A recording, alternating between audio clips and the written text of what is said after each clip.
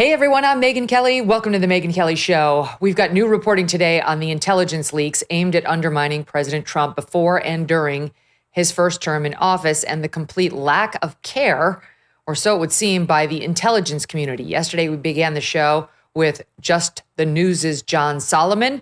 Today, we're going to do the same as he's got yet another big piece on his website this morning. This one involves newly declassified intelligence from FBI Director Kash Patel that squarely points the finger at former FBI Director James Comey. Both men in the same job, one fully transparent, one quite the opposite. Comey wanted a message out there, that's for sure. He did want to communicate with the press. He just wanted to do it behind the scenes and with classified information and through intermediaries so his fingerprints weren't on it, as opposed to Kash Patel, who just calls up random reporters and says, here, take this, or has a press conference saying, here, look at everything. This latest piece is about how James Comey, while the FBI director, used a friend at Columbia University to help craft his image as he pushed out false, misleading, and classified information.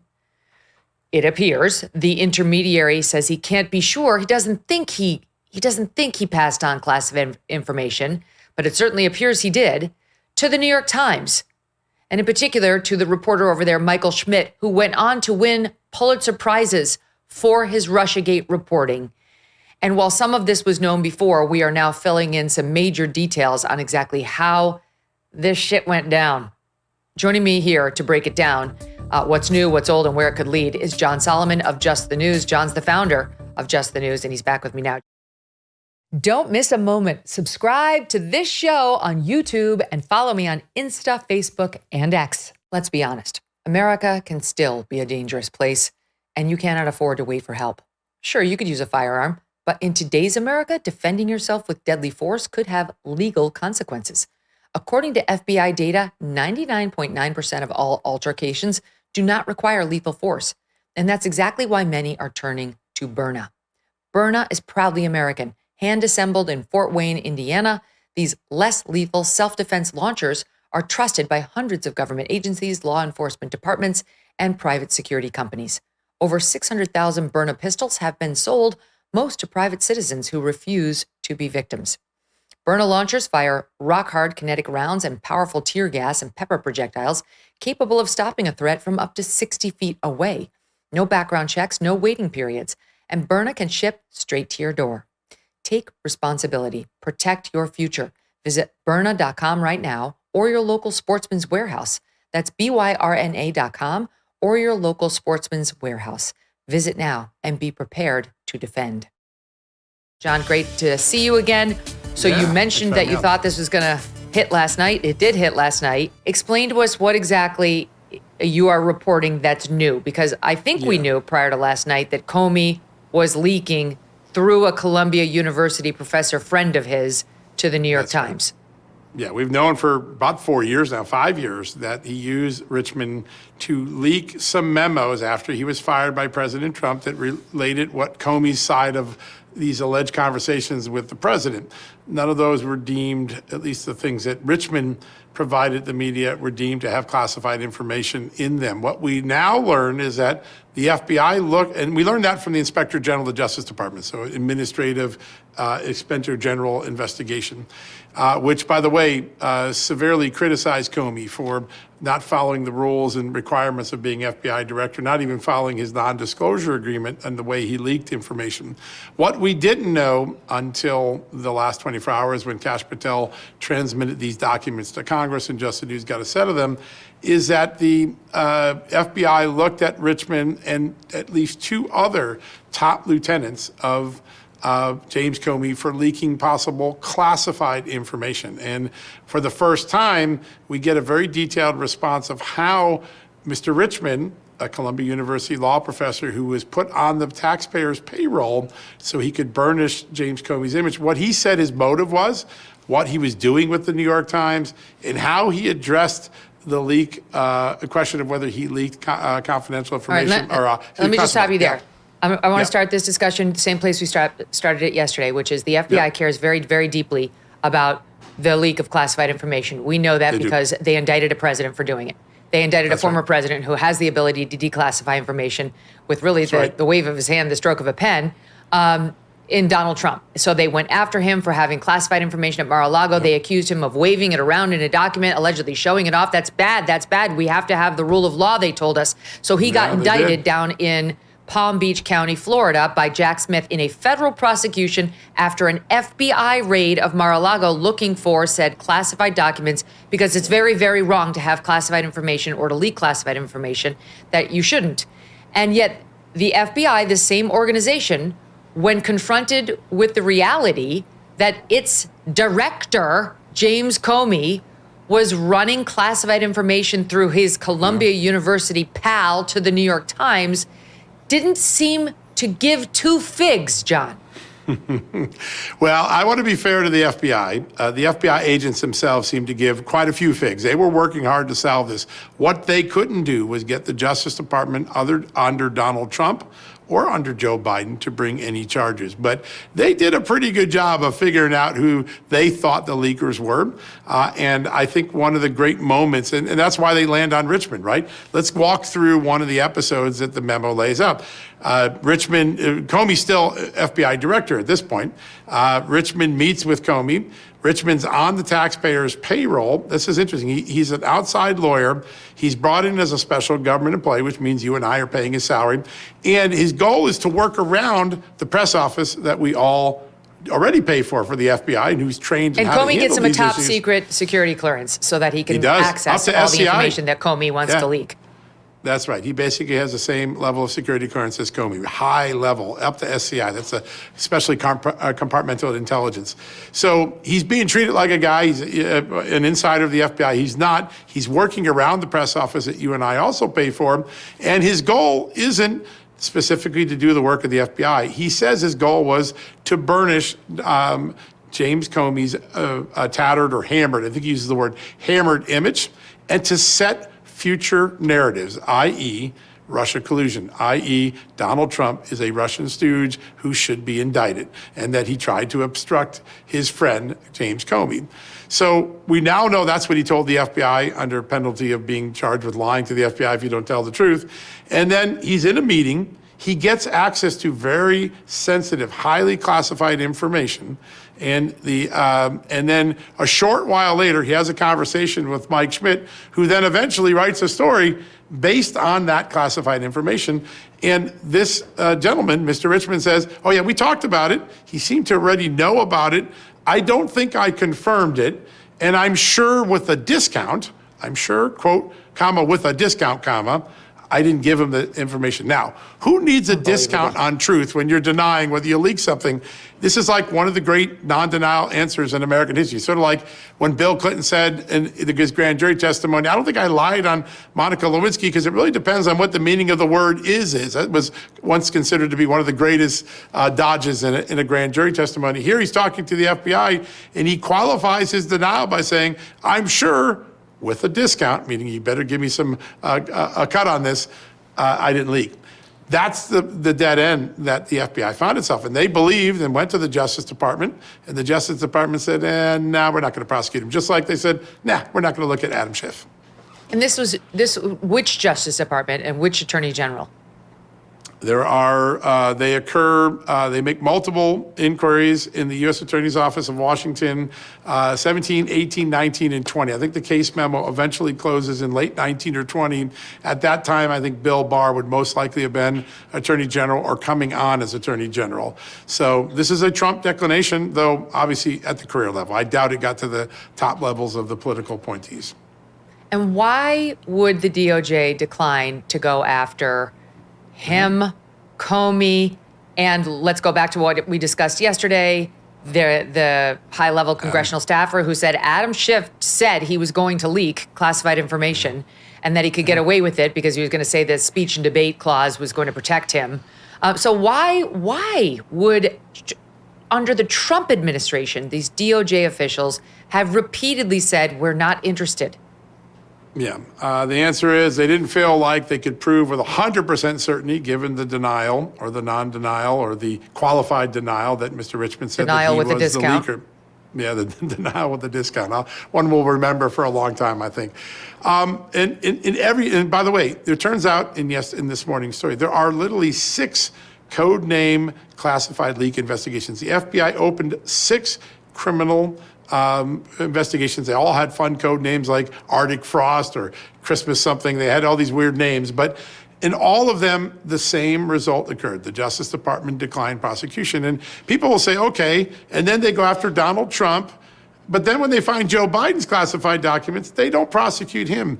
What you see in this history, when you take everything from Richmond and some other lieutenants of the FBI, I want to get to that in a second, something Pam Bondi's Justice Department did that probably has to be reversed. You see that if it's a Democrat, Hillary Clinton, our classified emails on the server, or if it's a friend of Democrats, James Comey, you're not going to get indicted. They'll make up some explanation for why they've decided it's too hard to prosecute you. But if you're Donald Trump, and even though you might have the declassifying power, we're going to raid your home with a show of force. We're going to go through your drawers, and then we're going to indict you. And I think when you look at that track record, it is an undeniable track record that people are treated different in almost the identical circumstances, and it's very troubling. They don't want to go after anybody with power, and you can see why maybe even people at the top of Trump's DOJ, potentially at the 1.0 we're talking about, and or FBI, didn't have the appetite to go after the former FBI director, a person who's in an equally powerful position to the one that they hold now, or the identical position to the one that they were holding then. But those rules don't apply for Donald Trump, right? And you're hearing it right now as people are saying, how dare they discuss Barack Obama facing criminal indictment? How dare they talk about indicting a former president? The cluelessness, John, given that they're the ones who set all these new standards, that we are going to do all that. Well, listen, the cluelessness, the greatest aider and abettors of the last 10 years of misery that this country has been put through false scandals and false stories and false narratives and weaponization is the co-conspirators that these actors had in the media. When you look at what Mr. Richmond, Daniel Richmond's talking about when he's dealing with Michael Schmidt in the New York Times. He admits he had a motive. My motive wasn't to give a complete story to the New York Times. It was to make sure that James Comey looked better than he had looked and to set narratives that were going to be out there. And we now know those narratives because why does he need narratives. access to classified information if all he needs to do is make James Comey look like a good man? It's a great question, right? These are really important questions that didn't get fully addressed. I mean, the Inspector General says, hey, it was really a bad thing. James Comey's a bad guy, did a lot of bad things. Okay, but there's no penalty. We got fired, I guess.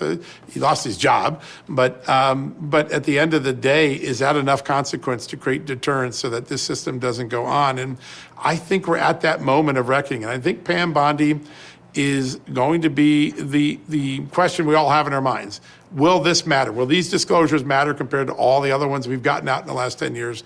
It's going to come down to 2 very important people in the administration. The Attorney General, Pam Bondi. Can she break the track record of failure of prior AGs to create punishments to people who engage this? Barr, Sessions, Rosenstein, and Garland? And then can Tulsi Gabbard, as the chief of the intelligence community, restructure, rewire an intelligence community that has gone from being neutral defenders against terrorism and counterintelligence threats to political hacks trying to carry out political dirty tricks on the American people. The future of this country on those 2 questions are probably going to be decided by those 2 very important cabinet secretaries. And I don't know which way it's going to go. We're going to have to watch. Okay, before we get back to Bondi, let's just spend another minute on the Comey reveal and his use of this guy, Daniel Richmond. Now, first of all, can we just, the level of vanity that this man has, really, I mean, for many years was unknown. When Comey first came on the scene, like early Donald Trump before, let's say late in the last administration, Comey was very well respected. He seemed like, regular Joe Friday, like, your classic FBI man. I think I actually once compared him to Chief Justice John Roberts, who I've joked many times was born in his little cradle with his black robe on. It just seems like somebody who was born for this role from birth. Yeah, for the role. You right? Central casting. Yeah, I agree. Yeah, seemed totally squeaky clean, kind of like a Roberts. Boy, were we wrong. I asked my team to pull this shot of Comey The reveal on him has been slow, but very, very telling. Before he sat down with George Stephanopoulos a couple of years ago for his big interview, it was before he dropped his book. And he posted a picture of himself under the Klieg lights with the ABC News cameras like set up. And look, he's like so excited. Who posts this? I actually can't read the caption, but it was him anticipating and teasing and how he was so excited to sit down with Stephanopoulos. Yeah. So this man who posted that is reflected perfectly in the documents you posted last night with this Daniel Richman, the image burnisher. Yeah, listen, there's an earlier episode where I kind of ran into Comey. I was an AP reporter back in 03 and 04, and there's a moment where they need to renew the Patriot Act, and John Ashcroft, the then Attorney General, is about to go in for a medical procedure, and they're trying to get him while he's basically under the anesthetic to sign off on the Patriot Act, and Comey kind of portrays himself as a white horse hero there in some of the leaks that occurred around that time. Yep. And I think that was the first clue that this guy was more than just your classic law enforcement man. Mostly, my dad was a cop for 46 years. He just didn't talk to the media, and he didn't care what people thought about him. He cared about what people thought of the work they did every day. Did we do it right? That's what most people who become cops do. In James Comey's case, I think how people looked at him was just as important about whether he did the job right. That's why he gallops out with absolutely no legal authority and decides on July 5th, 2016, he's going to wave a magic wand that's not his to wave and say, I've decided, because I'm better than Loretta Lynch, I'm clearing Hillary Clinton of wrongdoing in the email case. And at the moment he's done that, what makes that even more extraordinary is the stuff we just learned from the classified annex that Chuck Grassley and President Trump got released. We know the FBI just got a batch of new documents, 5 thumb drives of some of the missing emails, and they decided not to look at it. Even though that is perhaps one of the biggest leads in the case, they don't look at it. James Comey just goes out and says, I'm going to be God, prosecutor, judge, and FBI director, and I'm clearing her, even in the face of new evidence that needed to be investigated. I think that's the James Comey that history will see. Do we know, John, what that was about? Like, do we know actually, because what I haven't been anywhere near as close to the story as you have over the past few years, but what jumped out at me with the Tulsi reveals was in the documents, there was a correspondence showing that Loretta Lynch had been told by the FBI, hey, the Russians have emails and documentation showing that you assured the Hillary Clinton team that the investigation the FBI, are pursuing into her emails won't go, quote, too far. So you need to be aware that it's out there, that you have reassured the Hillary team that you've given us that directive. And on the heels of that, Comey runs to the cameras and says, we're not going to indict Hillary. And my only thought in watching it and reading this last week was that his attempt to be like, I'm not influenced, you see? Like Loretta Lynch didn't tell me. She didn't tell me to drop this. I just dropped it. Like he had to get ahead of it before she got too crooked and actually gave him the explicit order. I really don't know. But why did he do that? I've heard a lot of people say that's a God complex because every FBI director knows they don't have the authority to make prosecuting decisions. It wasn't his decision to make. No, they're the investigators. The DOJ, the lawyers are the ones who have to try the case. Yeah, there's a separation between the FBI. FBI investigates. Justice decides charging decisions, and he didn't let the Justice Department do it. And whether his motive was good or not, and I think later we'll determine he had a lot of other motives that don't look good. So we'll see where that goes. It wasn't his call to make. And I think what you're going to learn in the next 24, 48 hours, Megyn, something I've been working on for a long time. I finally think we'll be getting these documents in the next few hours. You're going to see on James Comey's watch a direct political interference, both from Comey's team and from the Obama Justice Department, shutting down 2 or 3 criminal cases looking at Hillary Clinton, not on the emails, which is what we've all been focused on for the last decade, but on possible bribery and political corruption related to the Clinton Foundation. And you're going to know the names of the people. Say it ain't so. Chelsea Clinton assures me on X that it is an above-board organization, John, my suspicions of it are totally unfounded.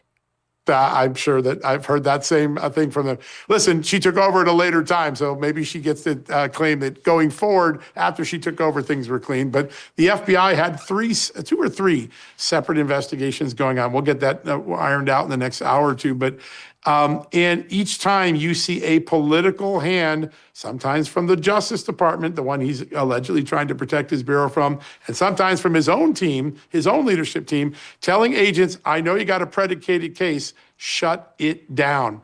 I think we're going to find out whether this guy really always operated by these moral standards or not, based on what we learn in this next batch of documents. But, I think history is going to look at Comey as one of the darker eras in the history of the FBI. And by the way, the FBI has some dark eras. There's some periods during the J. Edgar Hoover era that aren't great. But I think the Comey era is going to be looked at as a dark time in the history of federal law enforcement. Wow. I mean, no wonder he was so worried about burnishing his good guy image, right? It's always the ones who are terrible who give that any thought. It's like, then you have Donald Trump out there who's like, he doesn't care what you hear about him. He doesn't care what the papers print about him. Like, he may gripe about it, but he's certainly not out there trying to like secretly burnish his image. He doesn't care. He'll speak to the cameras directly and let you decide who he is.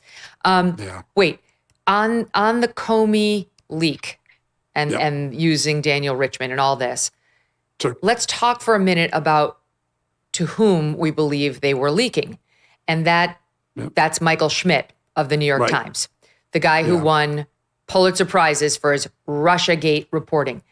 Just today. And some other reporting, too, in fairness to him. It wasn't all Russia. He won a second. Yeah, I think he won 2 Pulitzers in 1 year, something for something else. But he's one of the members of that team that President Trump is suing over that Pulitzer right now. So just today, the New York Times' daily podcast, The Daily, took on the Russiagate, or as Molly Hemingway is calling it, Obamagate stories that have broken since Tulsi started making these releases. She's right. She's totally right. She is. So they finally got around to covering it on the New York Times. Like, is this a story or isn't it? I mean, I'll give you one guess what they concluded. But guess who they bring on to tell us all there's no there. No one did anything wrong. This is all made up. And we don't need to be looking into this really any further. Michael Schmidt, I bet. Yeah, doesn't surprise me one bit. Yeah, it's all over your documents, your reporting, Molly's reporting. Michael Schmidt was used by the administration as their stenographer, the Obama administration, as their stenographer to get these stories out there. This guy, Daniel Richman, was talking to Schmidt for Comey, and yet I didn't hear a word about any of that when Michael Schmidt was on today's New York Times podcast. Here's how he sounded instead. John Solomon, listen to this. In the aftermath of Trump winning the 2016 election, it was widely understood that Russia had meddled in the campaign. And they find that Putin tried to hurt Hillary Clinton and help Donald Trump. But for Trump, this document, this assessment, was the original sin.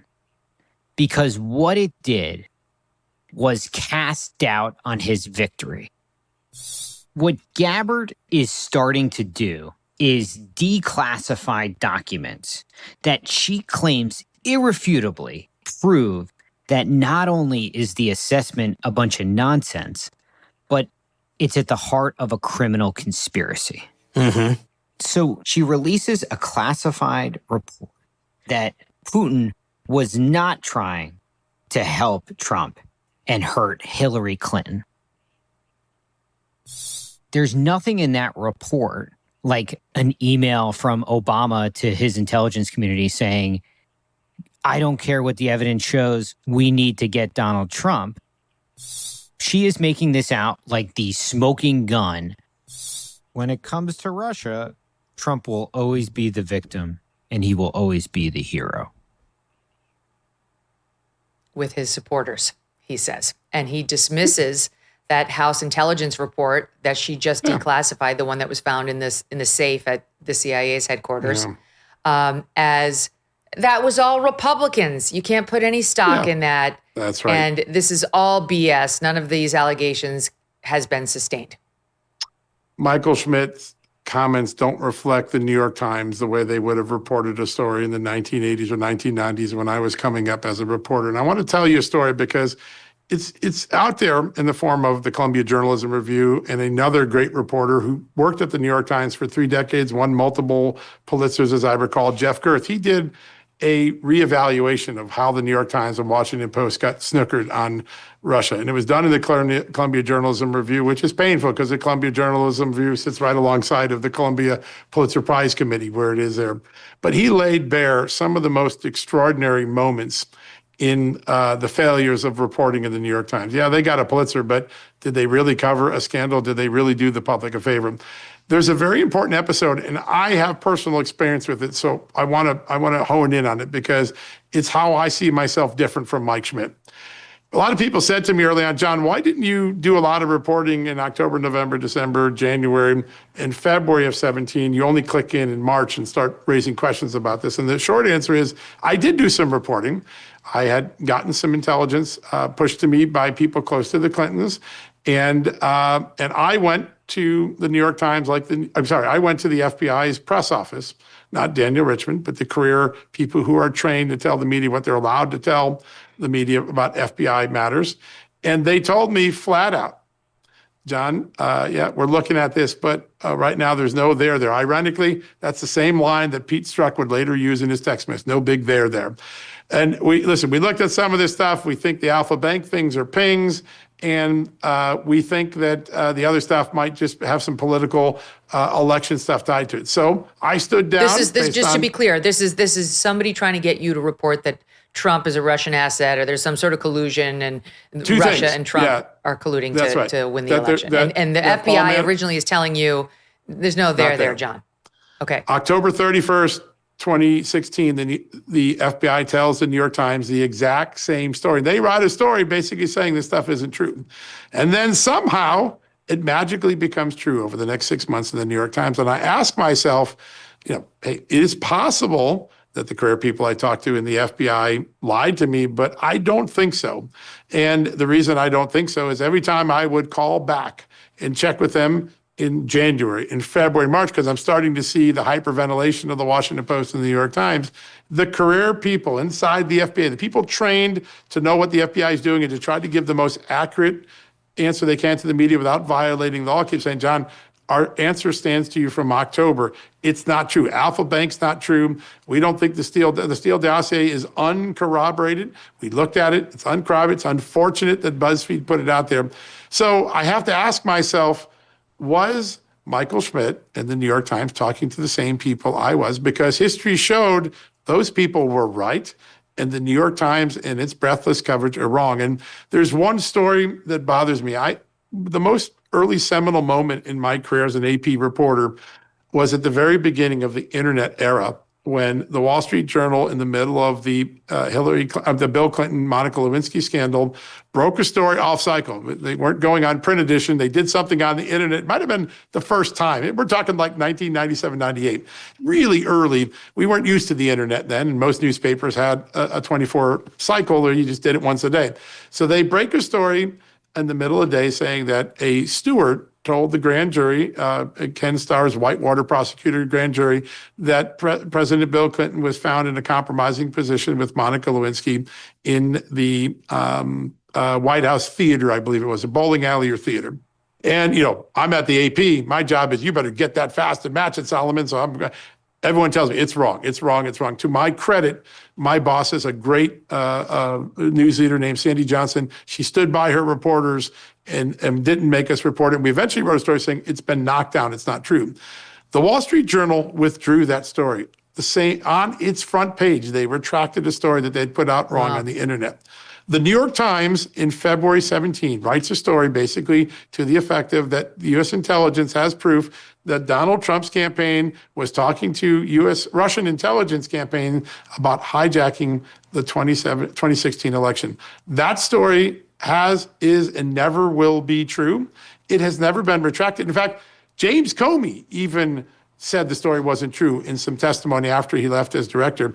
The New York Times has never retracted that story. Yeah, they've written stories having people criticizing it, but history has shown that story is wrong. It should be retracted.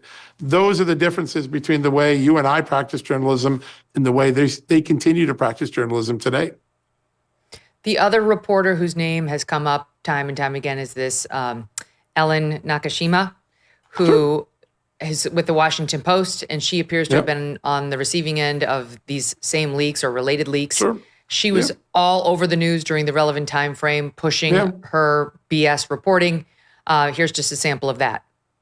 The topic of the Kremlin's influence operations has a particular resonance for me because in June of 2016, I broke the story of the Russian hack of the Democratic National Committee.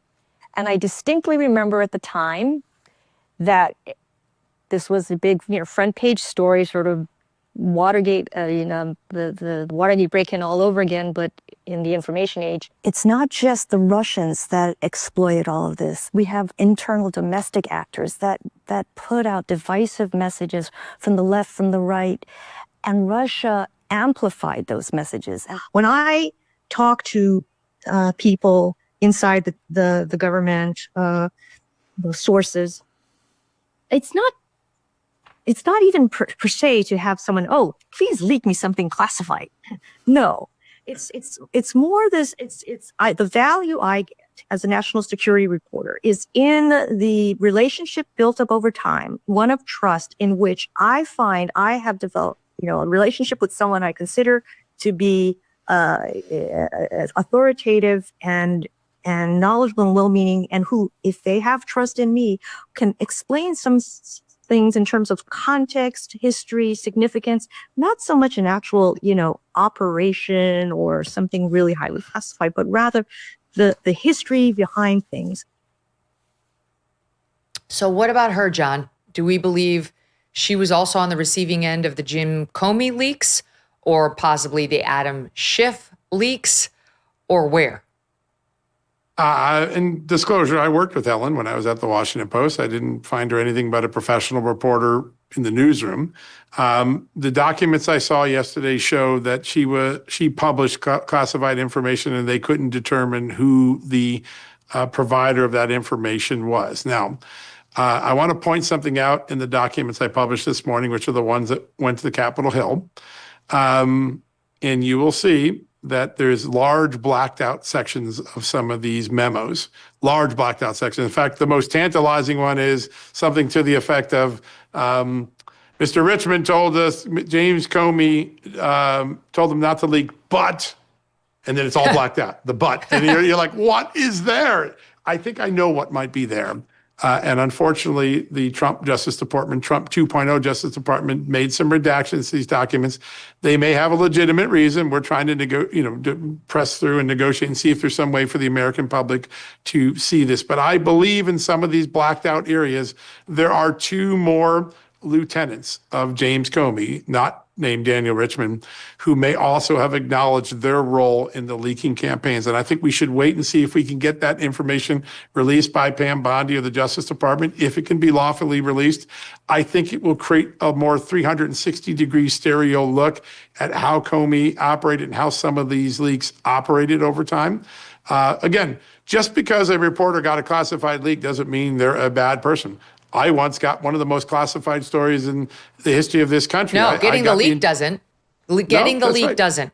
Getting the story wrong and never correcting it does. That's right. That's exactly the thing here. And I haven't done an evaluation of Ellen Nakashima's reporting yet. I certainly am going to now based on these new documents because she's a new sort of figure in this.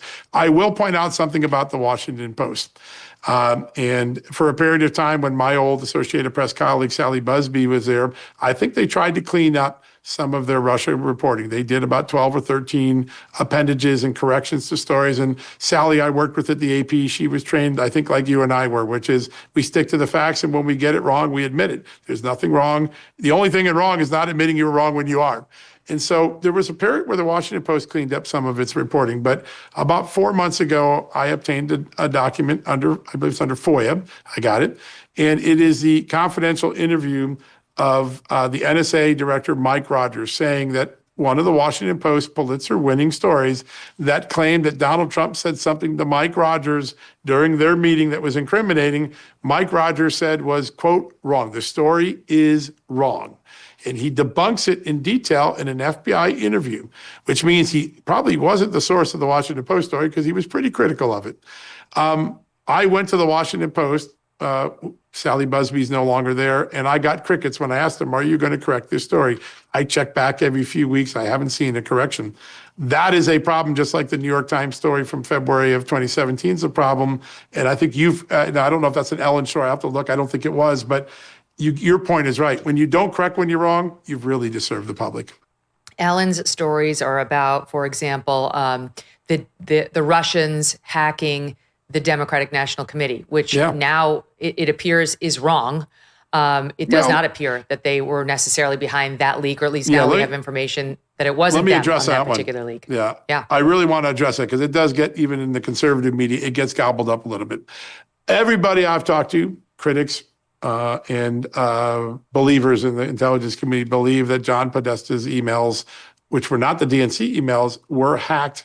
And there's pretty good reason for that. And the FBI had prima facie access to the evidence. They could actually see what happened with John Podesta's email. So the Russians were involved in that. That's an influence operation. By the way, not uncommon. The Russians are famous for this, so are the Qataris. Many countries do this. The DNC hack is much more problematic for several reasons. On James Comey's watch, the FBI never demanded to get the servers from the Democratic National Committee. Instead, they used its former cybersecurity chief and his company to evaluate the servers for the FBI and give them an analysis. And then that analysis was put out to the American public saying, based on what CrowdStrike, this vendor hired by the DNC, gave us, we believe there was a hack of the DNC servers. About 4 years ago, as Bill Barr was leaving, we were able to get the actual interviews that CrowdStrike's people did with the FBI. And in that interview, they said something very profound that has never been disputed since, which is the Russians gained access to the DNC servers. They did some probing. They did some escalations of credentials, meaning, all right, I hacked my way in. I could get myself to administrator level. But what CrowdStrike said that I think is so important for all of us to understand, that is a form of hacking. If you get to credential level, you've hacked yourself in. But what CrowdStrike said is they could never prove, there was no evidence of exfiltration, meaning that the Russians, after they got their permissions on the servers, they didn't pull the data off and get the emails and leak them out. Now, that is a very important qualification. There was some hacking. They got into the system, but CrowdStrike is very specific that we couldn't prove exfiltration occurred. Now, compare that to what the Washington Post and New York Times and others reported, and it's a little muddled, and I think that that's one of the stories we got to get fixed in the next few months. Well, she also did the reporting on Carter Page. And what it appears to me, John, is that she and Schmidt and a lot of these others, okay, it's fine. I agree with you. It's not wrong to get a classified leak. I mean, that's on the person who's breaching the classified, protections. Ellen has no oath that she's taken to protect that information. And as a reporter, you can report and reveal stolen documents so long as you didn't orchestrate the theft.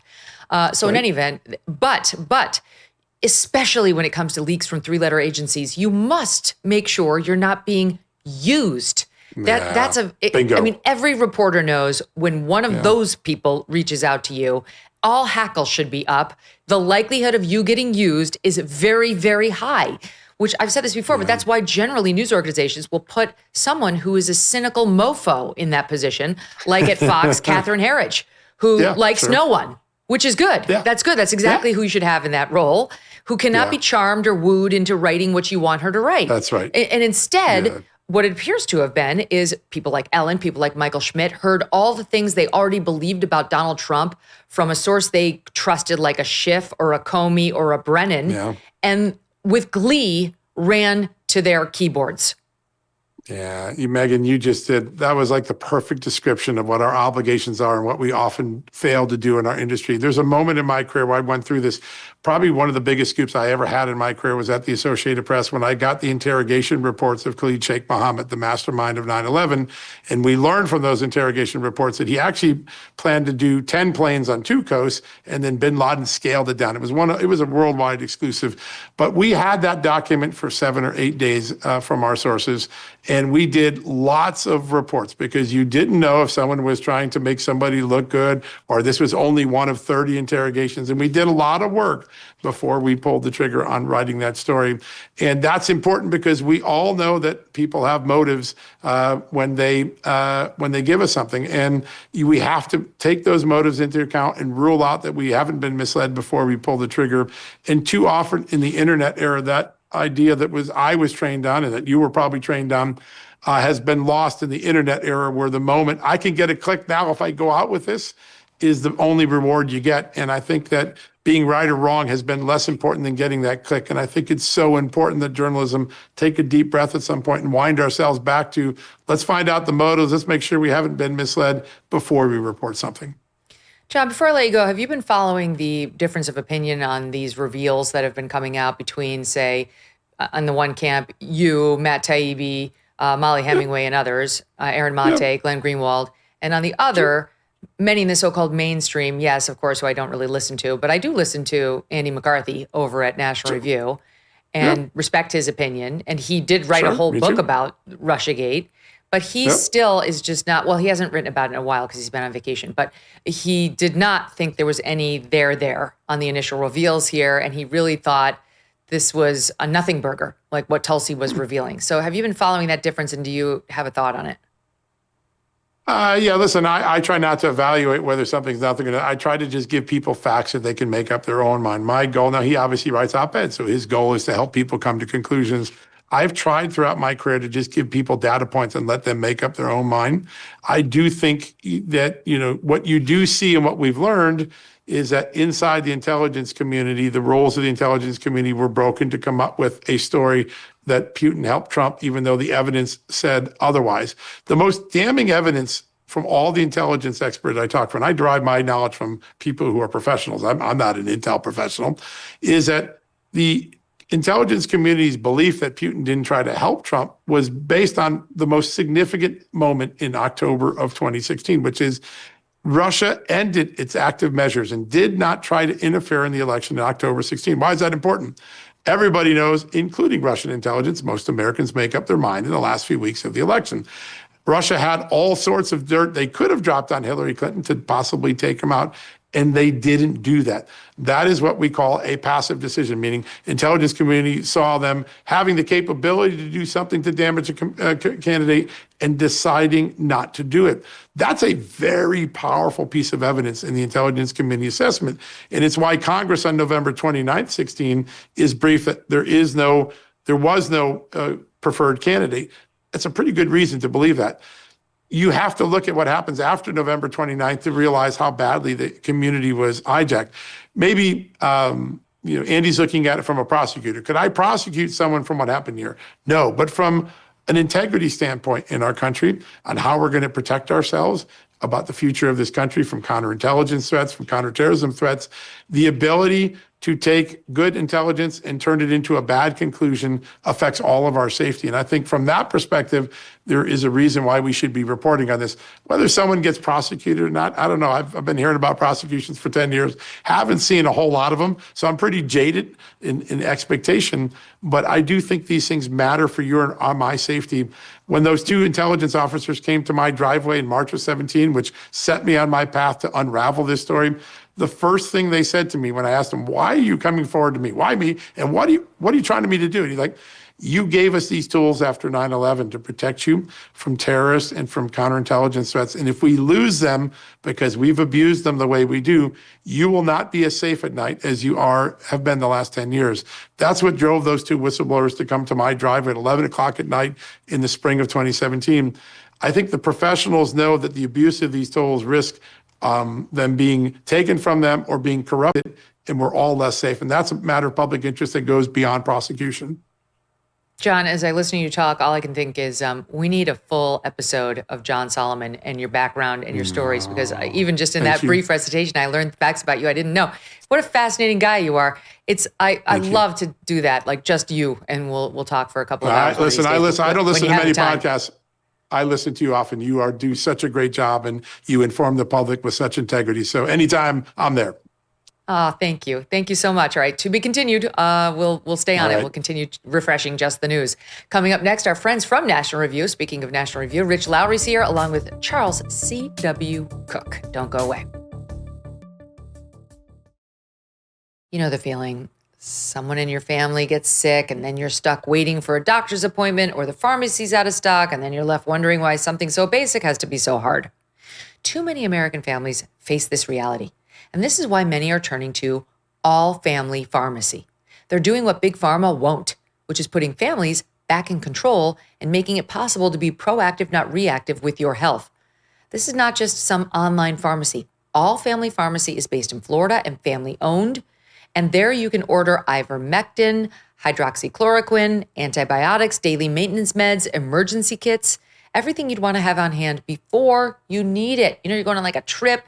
You want to get some of these things in your suitcase before the crisis hits. Order online, and they will work with licensed doctors to provide the prescription for you. Then your medications get shipped right to your door. Visit allfamilypharmacy.com/Megyn. Use that code Megyn10 to get 10% off your order today. Again, go to allfamilypharmacy.com/Megyn and do use that code Megyn10 when you check out to get 10% off your order today. Be prepared. Be in control. This is healthcare that works for you. Joining me now, Rich Lowry and Charles C.W. Cooke of National Review. You can find all of their work by becoming an NR Plus subscriber today. We will get Andy McCarthy on to talk about his views on Russiagate once he's back and well rested and ready to talk again. He's been on vacation at exactly the wrong time, Rich Lowry. But in any event, let me ask you this, because I want to pick up on the media angle that we were discussing with John Solomon. Interesting fact, the New York Times' Michael Schmidt, who we just discussed, who won a Pulitzer for his Russiagate reporting, and now, of course, is downplaying all the latest revelations by Tulsi Gabbard, is married to the woman whose soundbite, "I am about to run for you," and you'll be shocked to hear that she also doesn't seem to think there's much to the latest Russiagate allegations. Play SOT 5. Symone is breaking this hour to tell you about Attorney General Pam Bondi has ordered a grand jury investigation into the so-called Russiagate conspiracy allegations made by the Director of National Intelligence, Tulsi Gabbard. These are unsubstantiated and largely debunked allegations by the Trump administration that former President Barack Obama and his aides in the intelligence community ordered a probe into the 2016 Trump campaign's connections to Russia to ruin his chances of becoming president. We'll stay on top of that story. Thank you for letting us into your homes. We are always so grateful. That's MSNBC's Nicole Wallace, who constantly sounds as though she's just getting over a 3-week battle with the flu, and she's been forced to do the broadcast from her near deathbed. She sounds so sick, and that's unsubstantiated. But I will tell you this, Rich Lowry, you run a news organization. If I ran MSNBC, there is no way I would let the wife of the journalist who received the classified leaks at issue report in any way, shape, or form on this controversy. What say you? Yeah, this just goes to a big problem with the media. Wait, I can't read your media, Rich. Democratic operatives. Yeah, there we go. Start over again, Rich. Sorry, we didn't have your mic on. Go ahead. You got me? Yeah. I was just going to say, this is one of the big problems with the media, right? The media, a lot of it, Democratic operatives and certain people in the so-called deep state are the same. They're married to one another. They're dating one another. They go to the same cocktail parties. They are the same blob. And this is just an indication of that. And also, it's highly irritating to have her say this is much ado about nothing when she, besides Rachel Maddow, was perhaps the person with the biggest media platform applying all this nonsense for years about the walls closing in. It was going to be established, or had already been established, that Trump had colluded with Russia with zero remorse afterwards, never any one moment of modesty. Oh, I got caught up in my partisan passions. I should have been a little more careful. None of that. And now she's still lecturing to us about the matter. It's a good point, Charlie. I mean, who, if Nicole Wallace weren't allowed to report on these allegations, what unstained reporter could they find at MS to replace her? Yeah, I call it the Rachel Maddow extended universe, because there is this whole world of essentially untrue ideas that is believed by MSNBC viewers. I think the straw that they're clutching onto is that Tulsi Gabbard has made some implications that aren't true. For example, that Barack Obama is going to end up being criminally punished for his role in this. But to take that hyperbole and then to conclude that all of the unraveling of Russiagate is illegitimate is ridiculous.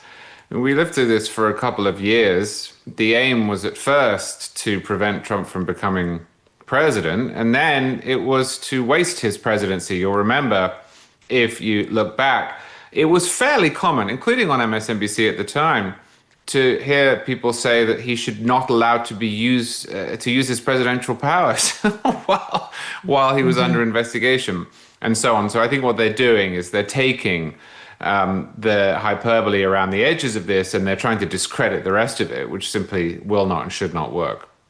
I'll tell you what, she has literally a vested interest in upholding this reporting, thanks to the things she has said, but also the things that her husband has written that were award-winning. And there is really no question that she should not be allowed to sit in that chair and opine on whether these are legitimate or not legitimate allegations that directly involve her husband now and the veracity of his reporting and his reputation. All right, stand by, because there's much more to discuss, but I do have to take a quick break. More with Rich and Charlie right after this. Time for some life talk, life insurance talk, that is. You probably have it, but do you know how much you're paying and how much coverage you're actually getting? Odds are you're paying too much for too little. And if your policy is through work, you could lose all coverage if you are laid off. Scary to think about, but easy to fix with SelectQuote. For over 40 years, SelectQuote has helped more than 2 million Americans secure over $700 billion in coverage. Their licensed agents shop top-rated carriers to find the best policy for your health, your needs, and your budget, and they do it for free. No medical exam? No problem. Same-day coverage? Up to $2 million is possible, even with conditions like high blood pressure or diabetes. Life insurance is never cheaper than it is today. That's true for all of us. Get the right life insurance for you for less and save more than 50% at selectquote.com/Megyn. That's selectquote.com/Megyn. SelectQuote. They shop, you save. So guys, the troops, the National Guard troops that President Trump dispatched to Washington, D.C. arrived yesterday. They showed up in droves. And I guess, to say that the Democrats are not grateful would be an understatement. The mayor has waffled between kind of being grateful and saying, you can say crime's down. Try telling that to the victims' family members, and getting pushed by her fellow leftists into saying, but he's authoritarian. And, of course we hate him, but the troops, they're not such a terrible idea. In any event, they've arrived, and Judge Jeanine Pirro, who's the U.S. attorney now for the District of D.C., was asked yesterday about the troops and the allegedly falling crime rate. And here's how that went. What this makes clear to me is that there is a whole community that is suffering because of the violent crime in this district. All members of the minority community. I am here today to tell you that on behalf of all of these victims, all of these families, that they're going to be accountable, that we are going to make a difference. And I guarantee you that every one of these individuals was shot and killed by someone who felt that they were never going to be caught. And I want to send a message that we are going to catch you. You said it's guns on the street that's causing this problem. Are you concerned that the DOJ's funding cuts to gun violence prevention programs undermine the effort? We are putting all kinds of resources onto the street. Love her. Hailing the drop in crime rates at the end of it. What changed? It's never enough. this changed. This changed. It's never enough. You tell these families crime has dropped. You tell the mother of the intern who was shot going out from McDonald's near the Washington Convention Center, oh, crime is down. You tell the kid who was just beat the hell and back with a severe concussion and a broken nose, crime is down. No, that falls on deaf ears. And my ears are deaf to that. And that's why I fight the fight. Thank you. Boom. And she dropped the mic. Not literally, but she should have. Rich, well done by Jeanine Pirro. And there really are some horrific stories. I suppose you could find them in any large metropolitan area, but DC in particular has got some awful ones, like that one about the intern. I think it was 19 years old. They're doing an internship in Washington. It's like a kid's dream, going out to get a McDonald's and gets killed. We could spend all day going through these. She had the pictures of a lot of those young victims in particular up on those boards. It's right up in the face of those reporters saying, how dare you? It's never enough. Don't tell the family members of these dead people, crime's down, so we don't need more law enforcement. Yeah, I'll say a couple things. One, I have no use for Muriel Bowser, and she has vacillated a little bit here. But I think basically, though, from where she's coming from, a fairly constructive attitude, right? She's saying, yeah, crime's down, we don't need this, but if we're getting more federal assets, let's use them to reduce crime. And if that had been the message by Democratic mayors all around the country about ICE, saying, oh, I don't like these tactics. I don't think it's really necessary. Maybe you're going too far. But yes, thank you for coming and getting the criminals off our streets. I think that debate would be in a much better place. And I don't think the National Guard troops make much of a difference. They basically guard federal buildings. Maybe they free up some police resources to do other stuff. But certainly the sheer presence, if you're a young woman jogging on the streets of D.C., you're going to enjoy seeing those guys. You're going to feel a little safer seeing those guys, and men and women in camouflage, staying there. But I think the key thing is the driver of most of the gun violence, very small group of guys who've already been engaged in the criminal justice system, have long rap sheets, have probably been in prison already, and are largely known to authorities. Can you, working with the local police with additional DEA and FBI resources, really in this 30-day period, try to move the needle in arresting more of those guys and making them worry about consequences? That's huge.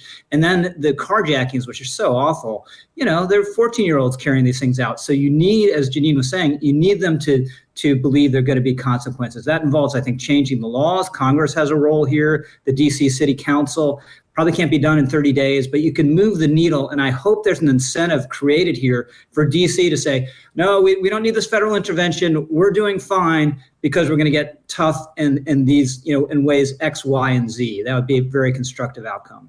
The cops have been super grateful for it, Charlie. The cops union came out and said, thank God, we need help. We actually cannot handle this on our own, which went unreported by the New York Times' daily podcast yesterday when they took their deep dive into local reaction. They forgot to mention that the police are really grateful for it and say it's necessary. But here's just another example of what was on the two boards. She was showing pictures of victims. She said, look at these 45 victims, all 19 and under, all killed by gunfire in the last 18 months in D.C., and you tell me crime is down. Two of the victims, Charlie, were 3 years old. One little girl's name was Honestly Cheadle. It happened last month via the local NBC. Police arrested a man who they say fired shots that killed a 3-year-old girl as she sat in a car with her family after 4th of July fireworks. They believe the shooter intentionally targeted the family's car. She was taken to a hospital and died days later. And then just today, I retweeted someone named Maddie Karen, not to be confused with Maddie Kern, who says as follows: I was called into court, she's a DC resident, to give a statement about a man who had exposed himself to me on the Metro. He had over 200 charges to date. Court was delayed 4 hours for him to, quote, calm down after calling the judge the C word. Once he had, she dismissed the new charges and let him go. That is what so many crime victims have faced. If the police do arrest the perpetrator and charge with the right charge as opposed to a downplayed charge, which is what is allegedly happening within the DC police. They're downplaying the charges so that they can make it look like crime is down. But if they get charged adequately and then get into the court system, you run into a judge like this who's really not particularly impressed, maybe unless you've actually murdered a 3-year-old. And even then, questionable. Yep, I haven't heard a good argument against this move yet. It may be true that crime is down. Perhaps a lot of that's the artifact of reporting, but it may be true. It's irrelevant, though, because crime is still very high. If you look through the reports, it is at an unacceptable level. I am not a fan of the idea that we can make paradise on earth. Sometimes when you hear the phrase, for example, if it saves one life, I think, well, no. We live in a free country. You cannot completely eradicate bad things happening. But that's not what we're discussing here. We're discussing a city that is a mess. A city in which people are assaulted and killed and victimized all the time. And the fact that it may or may not be relatively down from its absolute high a few years ago is immaterial. The question is it acceptable? And the answer is that it's not. And that it's not is largely a choice. We're not talking here about a hurricane or a tornado or an earthquake. We're talking here about government policies that don't work. You mentioned one of them, which is letting people off. Another is treating crime as if it's some sort of charming foible of the city. You sometimes hear this in discussions of New York. Oh, do you remember back when? Is as if it was some sort of, fun thing you would do in the 1970s between seeing Led Zeppelin and going to watch Star Wars. You get a knife in the back, but a charming knife. That's nonsense. People hate crime, and there's no reason they should be subject to it. And the arguments made in its favor are ridiculous.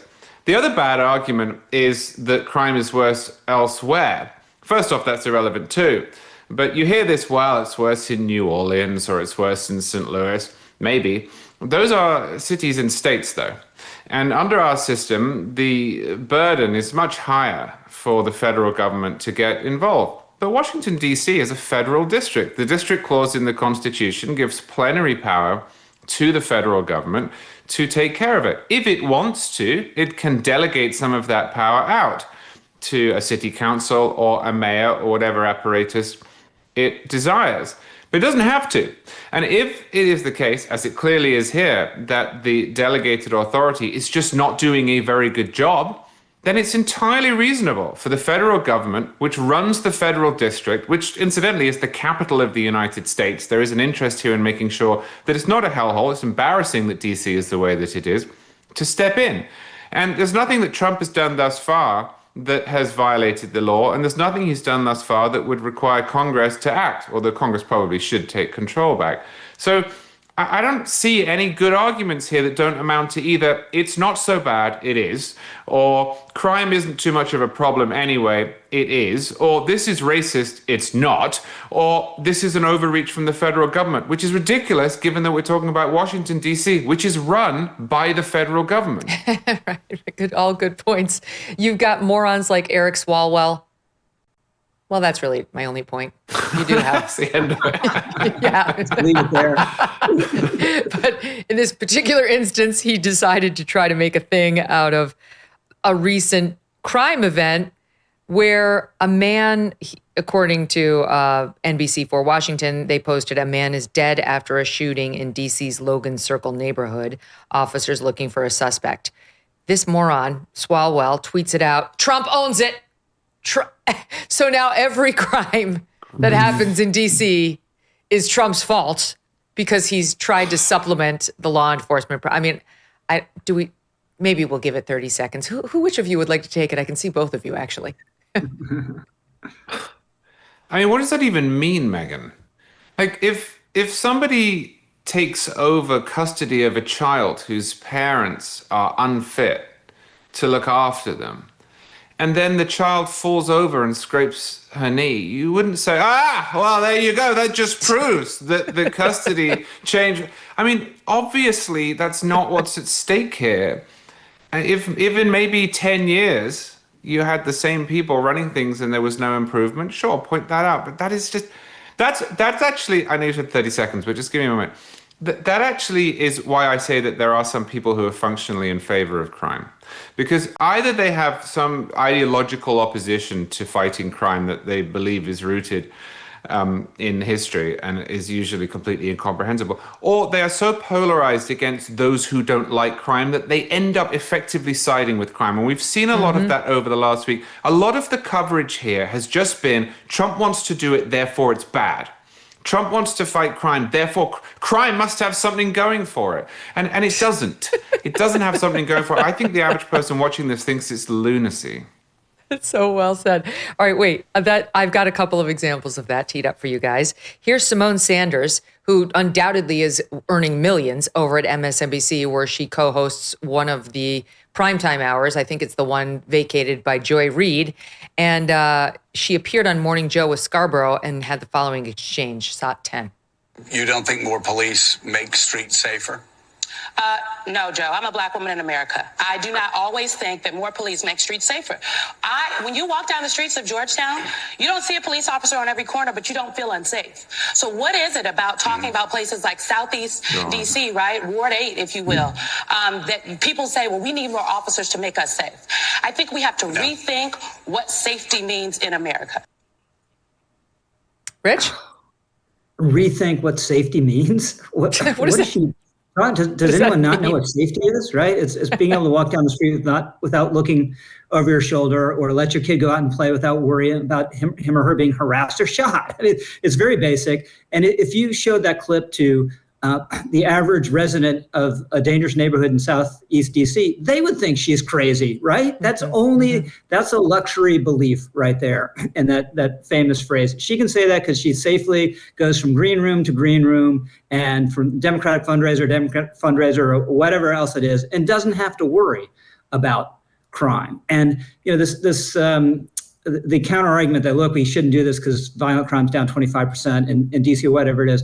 Talk to anyone who lives in DC and ask them how they feel. Actually, I give Joe Scarborough credit. He's been reading these anonymous missives from Democrats he knows who are saying, why didn't this happen sooner? I don't feel safe in the city. We talked on the editor's podcast with our reporter, Audrey Fahlberg, who's down there in DC, says routinely harassed and menaced on the metro, and that everyone knows someone who's been mugged or gotten hurt. That is totally unacceptable. ABC anchor just the other day, right, said that she was mugged outside the ABC studio. Yeah, not a what shouldn't be a dangerous part of town, kind of near DuPont Circle, right across the street from a luxury hotel. I forget the name of it. Might be the Mayflower. I forget. But should you go there and you're like, is this really dangerous? But it is if you're there at the wrong place at the wrong time with the Willard, with some I think she said. Crazed person. You're Willard, yeah. So everyone knows, even if the numbers have gone down, it's still not a place where you feel safe. And Symone, it doesn't matter what Symone Sanders says,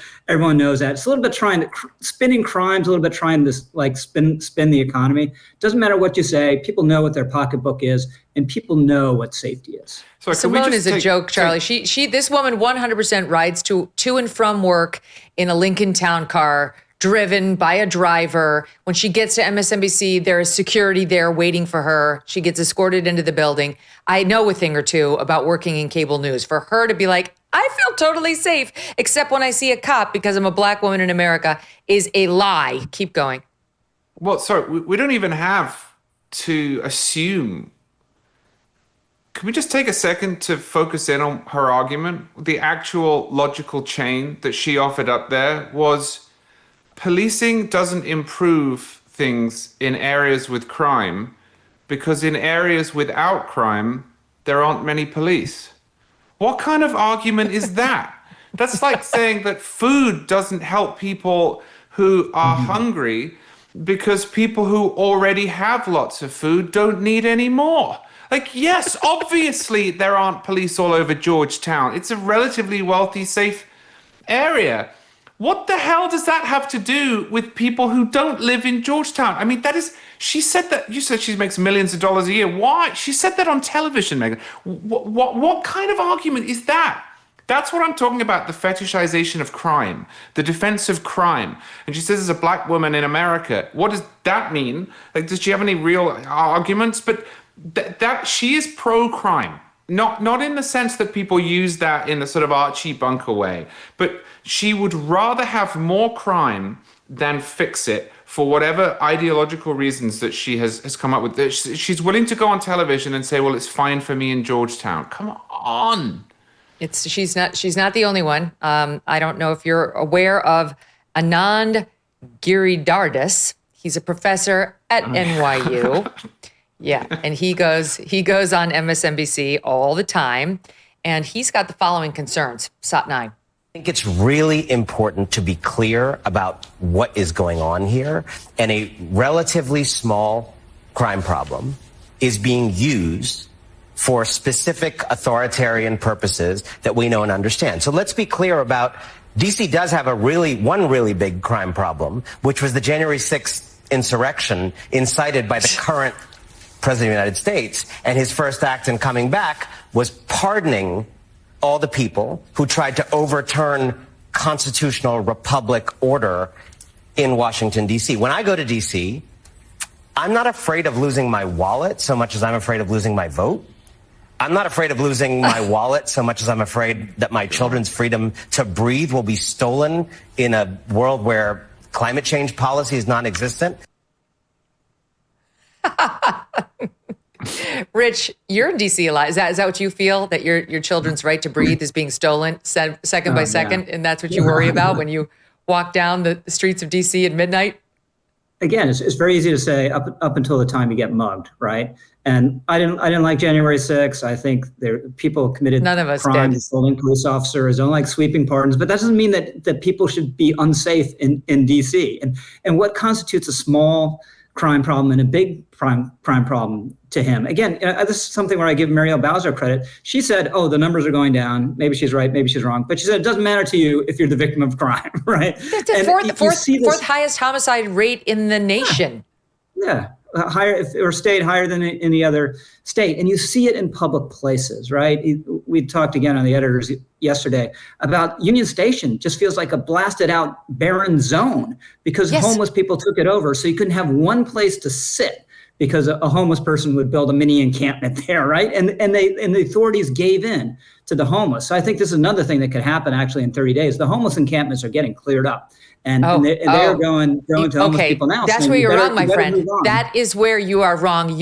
That's your luxury belief that the homeless are going away thanks to law enforcement, because here's what's actually happening. The resistance is fighting back to keep the homeless in Union Station. And I'm not even making this up. We have videotape here and a soundbite of a liberal woman who is taking that problem on herself. She does not want the homeless removed from Union Station. She does not want your damn benches back, Rich Lowry. You can stand. And here is her plan to stop those guard troops from doing it in SOT 11. It's August 11th. I am outside Union Station in D.C., where folks on the ground are telling me that they are about to start rounding up unhoused people tonight. The folks here at the encampment in front of Union Station are handing out these whistles to give to unhoused folks. That way they have a way to call for help if they are kidnapped by federal law enforcement. So if you're in the area and able to swing by right in front of Union Station, they have tons of these. Bring them back to folks in your community so they have a way to call for help, because this is how a fascist authoritarian regime starts. The homeless people are going to blow into the whistles. And they love whistles. What people love whistles for some reason. Who is going to come? Who is going to respond, and where are they going to take them so that they don't have to leave? Go ahead, Charlie. I know I'm a little obsessed with these arguments that people are making, but we've just heard 3 arguments in a row, 2 from the MSNBC guest, 1 from her, that inspire the follow-up question, and then what? Yes, right. Right on. So, look, I am a big critic of January 6th. You've heard me say it a million times. I don't need to re-rehearse it for you. Including right after January 6th on this show. But January 6th was bad, right? So if January 6th was bad, what would more crime be? I mean, what is the argument there that because Trump did January 6th, we can't also not have other crimes? And then the unspoken argument from the same guy and then from her about authoritarianism, what does that look like? Like, what is the next step? So we clear out homeless people from public places where they're not supposed to be. And then what? America becomes a dictatorship. I don't understand what is supposed to happen next here. It's never said. It's just implied. It's floated out there as if we all understand. But that's not authoritarianism. There's no authoritarianism inherent in cleaning up a city or stopping people being criminals. If anything, the greater threat of chaos and anarchy and the destruction of freedom and ordered liberty comes from crime. So I never quite know what it is that these people want or think is about to happen, and they never explain it. Okay, but the other question raised by her whistle plan, and for the listening audience, it's a bunch of plastic whistles in neon colors, is what happens. Forget, like, she's arguing leave the homeless alone. What happens if she does the whistle plan and the homeless do what they're supposed to do and they blow into her little neon pink whistle? Then what? Who's coming? That 19-year-old girl with the blonde braid? And she's going to stop the National Guard? And then what, is she going to take them back home for dinner? What, she's going to take these homeless people back to her house? Because it doesn't seem to be a big appetite in D.C. to, have these people move in to the domestic housing. So what's her plan then? Like, she's going to fight the National Guard so that they can have the corner of Union Station that they've staked out. It's a win. You sit there. That's your corner. So that they can defecate all over the floor of Union Station, which is what your reporter was talking about stepping in the other day, Rich. Like, what is the plan exactly? Well, how is it a win to get the homeless, like Rose on the door at the end of Titanic, to blow their little whistles? Come back, or go away. It drives me crazy because they think they're being compassionate to homeless people by letting people who are seriously mentally ill and not getting treatment or have substance abuse problems, or some of them just kind of perversely like the lifestyle, sleep on grates at night, right? And someone crapping in Union Station is terrible for everyone in Union Station. It's not great for that person either. And given the amount of money that DC spends on homelessness, if there's not enough shelter for these people, that's a scandal on its own. So they should be rousted out of public places. The ones who are mentally ill or have substance abuse problems, you try to get them help, but they shouldn't be sleeping outdoors. They shouldn't be out of their minds harassing people or attacking them. It's bad for everyone, and they just can't get their heads around this. And they think they're doing the right thing. They think giving a schizophrenic a whistle so he can sleep in a dirty blanket in the corner of Union Station is a good thing. It's infuriating. It's amazing. All right, so I want to ask about something else now. So Caroline Leavitt, the press secretary at the White House, tweeted out earlier today, for the third straight month, there were 0 illegal aliens released into the country. Under President Trump, the border is the most secure it's ever been in American history. I think that's objectively true, at least in modern American history. And he's continuing to try to get the illegals who are in the country out of the country bit by bit. And they're making some progress on that, although clearly not as much as we would like. Nonetheless, the leftist narrative is that it is a day and night struggle for those who are here illegally to get through their days as they cower in fear of Tom Homan. I don't know whether that's true or not. I doubt it. But even if it is, I don't care. You're here illegally. The immigrants who are here legally have nothing to worry about, and the ones who are here illegally need to go home.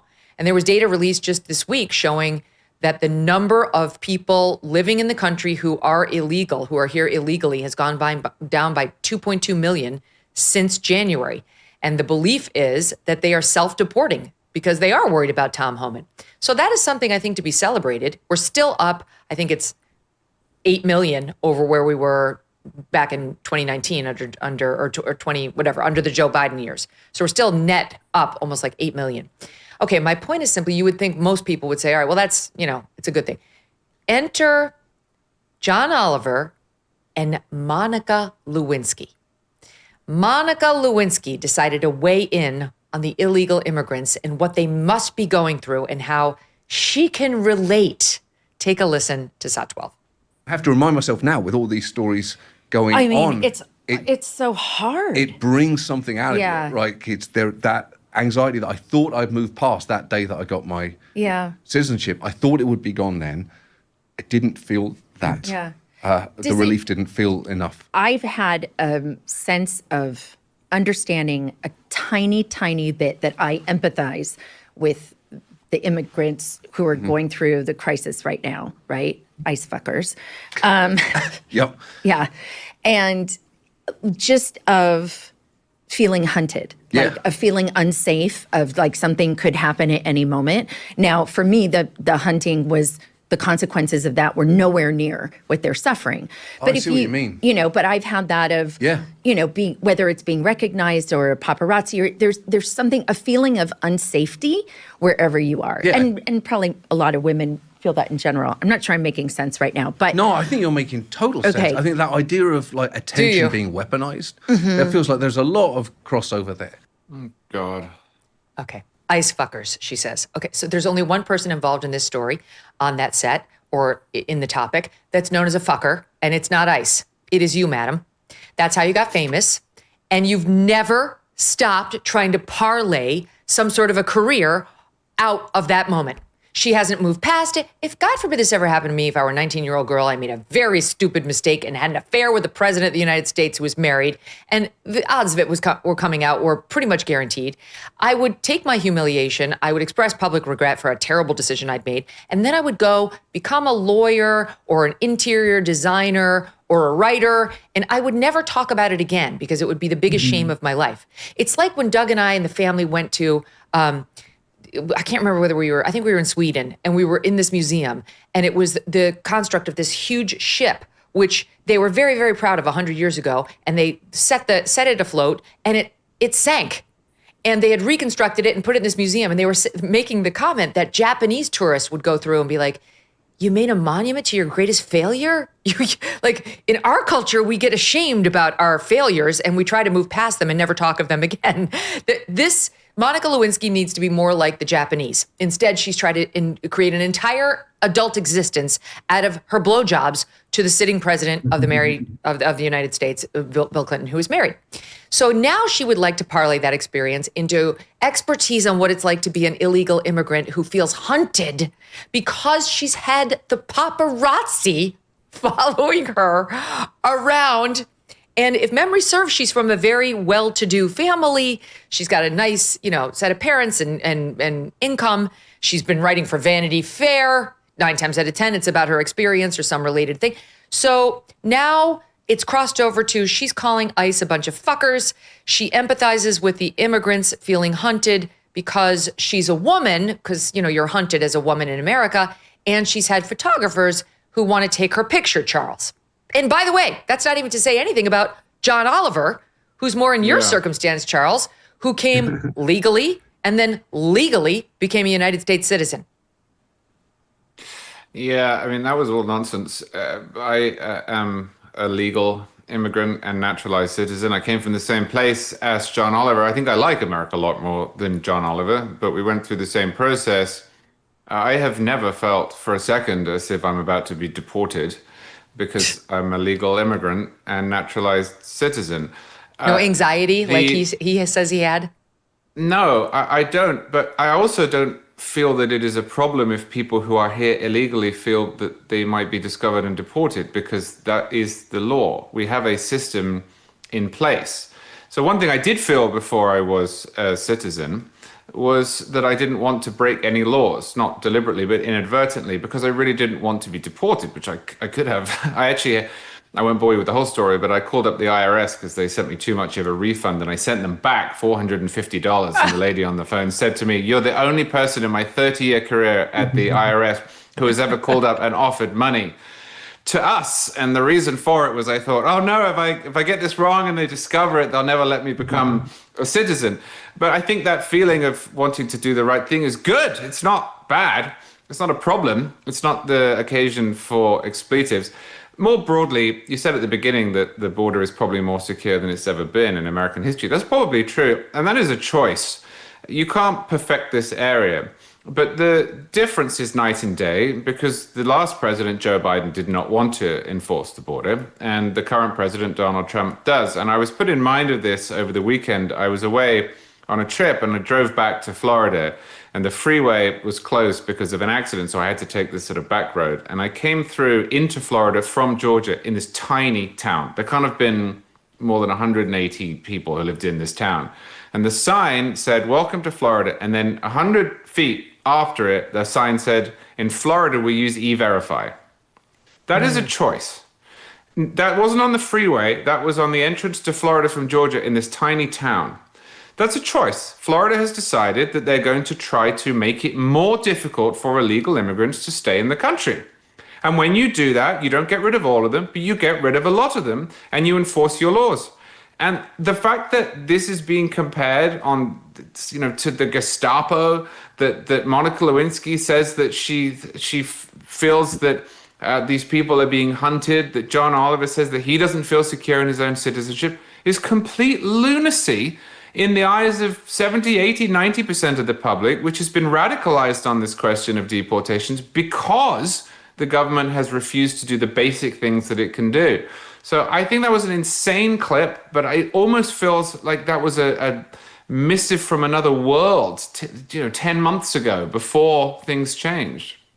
The part of it that rings true to me, Rich, is him saying and her saying they feel anxious over what these illegals must be going through, because this is what leftists do, right? They try to take on other people's problems and pretend that they're happening to them. Remember that video of Selena Gomez, my people, this multi, probably 100 millionaire, would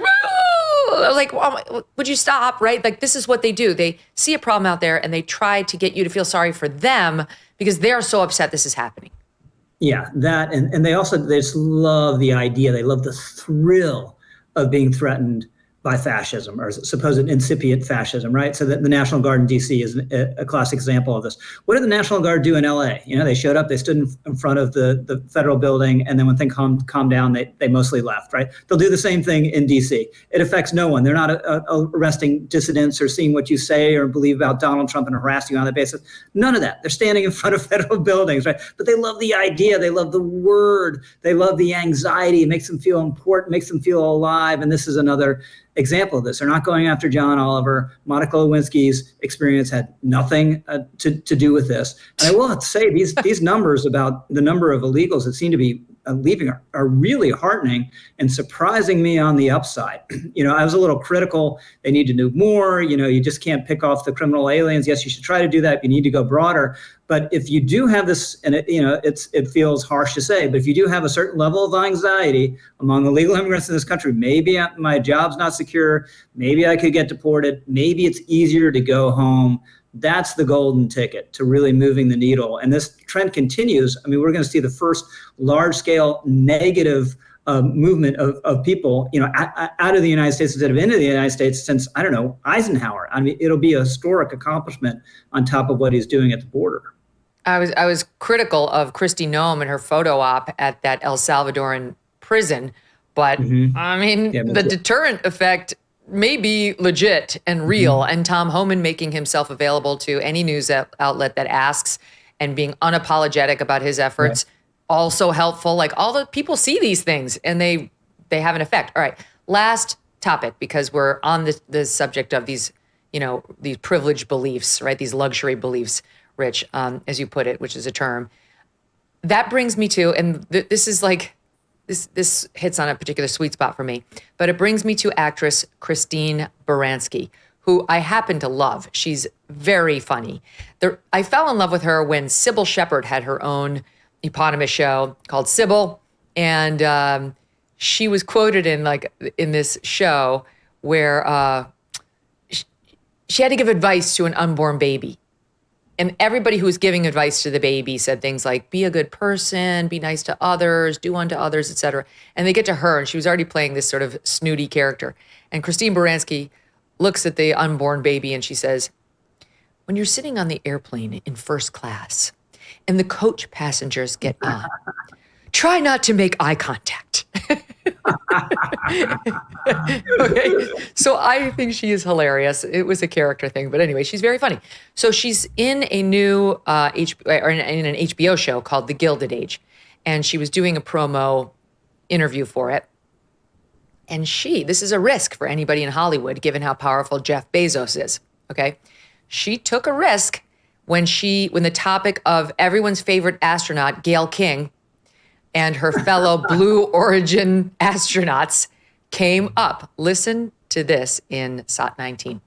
One of the reasons I'd love this show to continue is because I think there is such an exploration to be done in terms of the corruption that goes on, the buying of government influence, which is happening now, excuse me, and the, grotesque displays of wealth, sending women into a spaceship for what?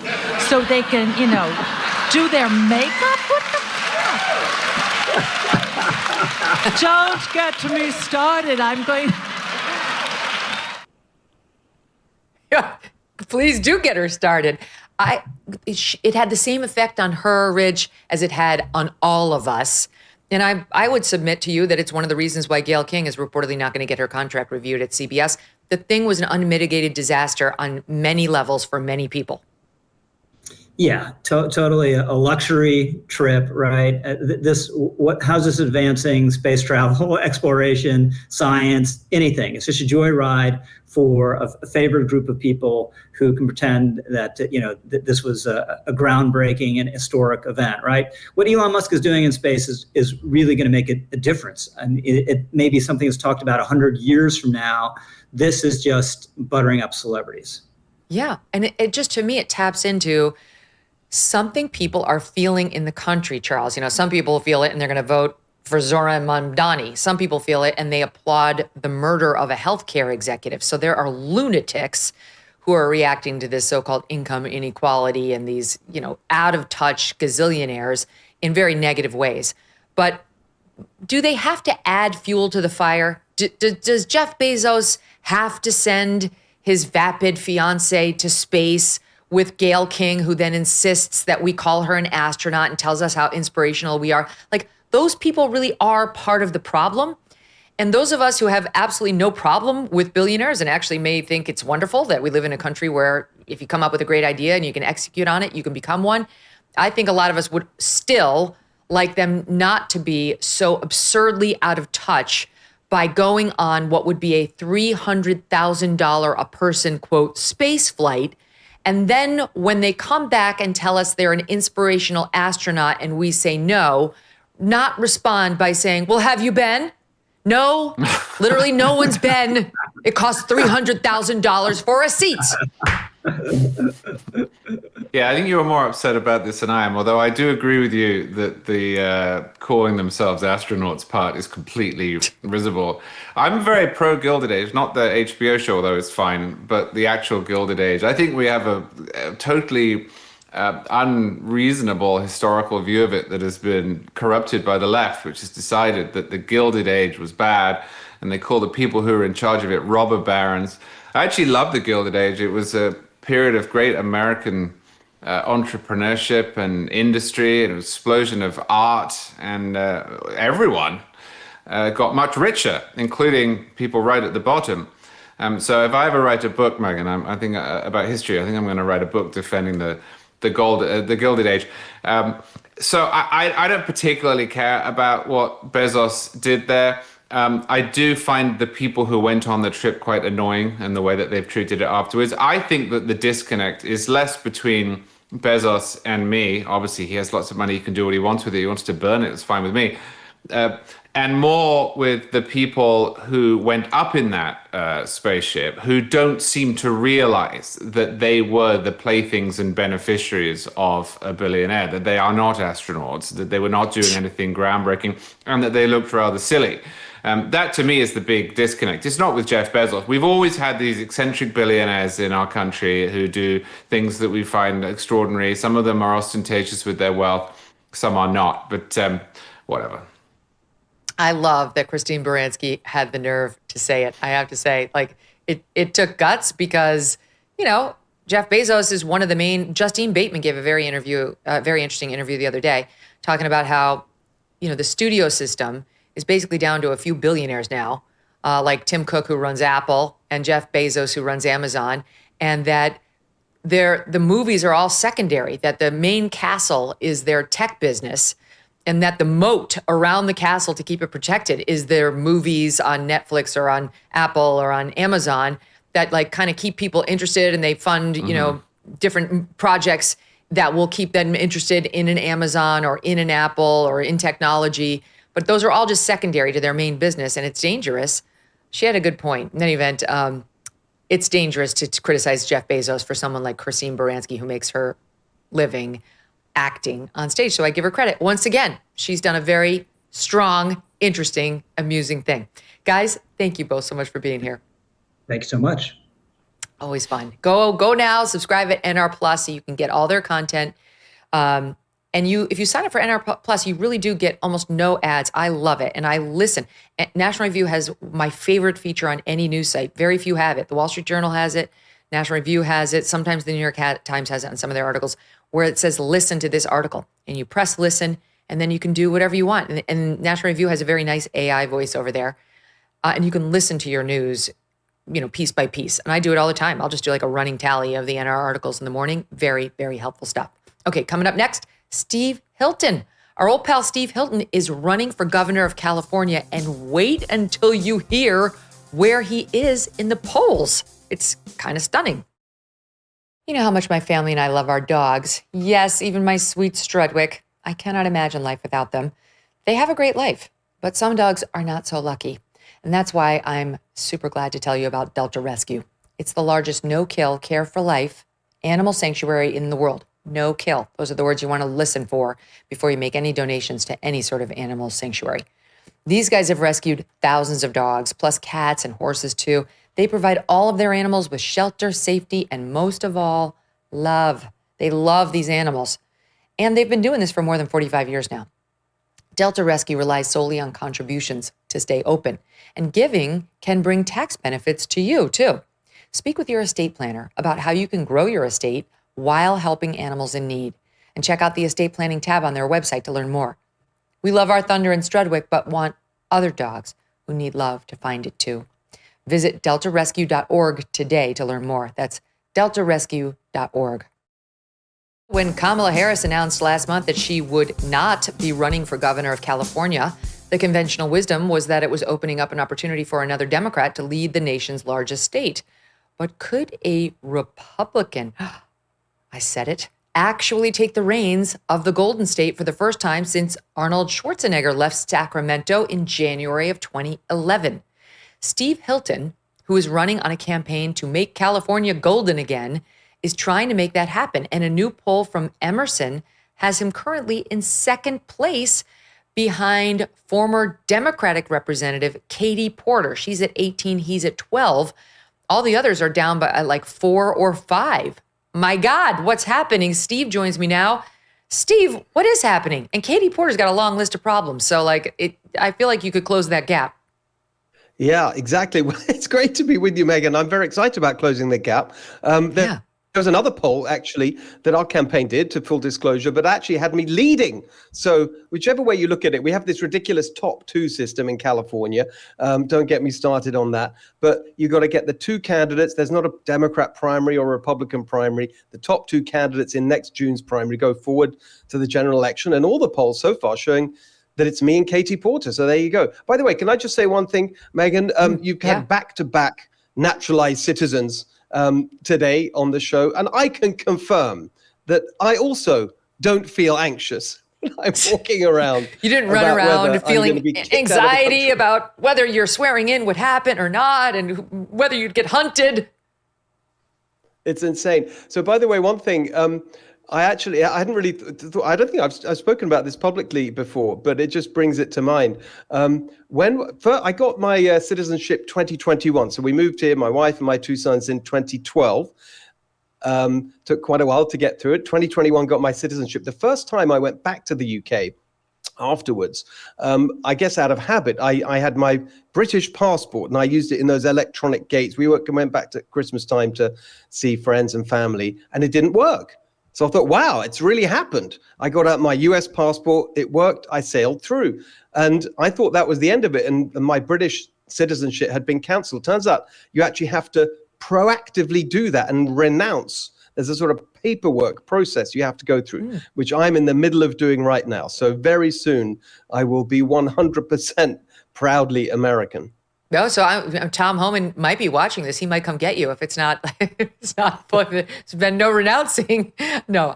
Exactly. So I think it's very bold of you because California is a hot mess, and they don't really like Republicans, although they like them more than we knew. In the wake of this redistricting battle that's happening in Texas, and now Gavin Newsom's threatening to retaliate, it's come out that there's actually a significant portion of the state that is Republican. They're just not reflected in the congressional districts because of gerrymandering, because of the very thing Gavin Newsom is being so hard on Governor Abbott in Texas for what he says he's doing. Exactly. I mean, this is a point I've been making for years, and it's highly relevant now. Everyone talks about, including Gavin Newsom, we have an independent districting process in California. And it's true that in 2008 and then in 2010, the voters chose an independent system. They chose to take the power to draw the maps away from the politicians and put it in the hands of this commission. But classic California, the Democrat machine got hold of the process and said, we're going to do what we can to favor Democrats. So as you say, and pretty much constantly for the last 20 years or so, there's been a 40% or so Republican vote in California, 40%. But in terms of the congressional representation, it's 17%. And it's the same sort of pattern for the state legislature. That's why I've said, when I'm governor, we're going to restore the integrity of the system. And if Gavin Newsom goes ahead with his scheme to steal even more seats, I announced last week that I'm going to be filing a lawsuit to block him because he hasn't thought through all the legal obstacles. And I just don't think he can do it. Yeah, they've tried to tie his hands from doing it with this legislation that you mentioned, which was passed, and he's going to have to live up to that. So his threats do sound a little empty. Just for the record, Gavin Newsom can't run again because there are term limits in California. So this really is going to be an open seat, which leaves a big, big opportunity for you. So he's been trying to get his swagger going over this whole redistricting battle and act like a tough guy. Because he obviously wants to be president, and that's where his eyes are focused. So he's been sending out these bizarre tweets. First, he just started threatening, if you do this in Texas, which, by the way, they did have to do. We went back and actually looked at it more seriously. The districts in Texas had resulted, these few that they're targeting, as a result of racial lines being drawn unfairly to try to group blacks and Hispanics together and exclude whites. And the DOJ said, that's illegal. You have to redo them. So they're redoing them. And we are going to wind up with 5 net new seats in Texas. And that state will reflect its voting bloc appropriately as a result of this. California already has an imbalance in favor of Democrats, where it has almost no Democratic representatives. And Gavin Newsom is acting like a spoiled child because he needs attention. He wants to look tough.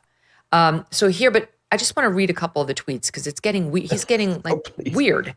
All right, so he tweets this out, and he signed it GN, so this one came from him.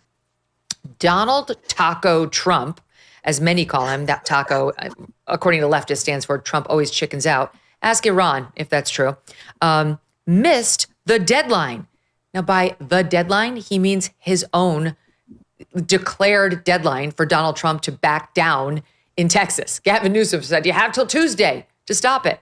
And Trump blew him off like the flea that he is.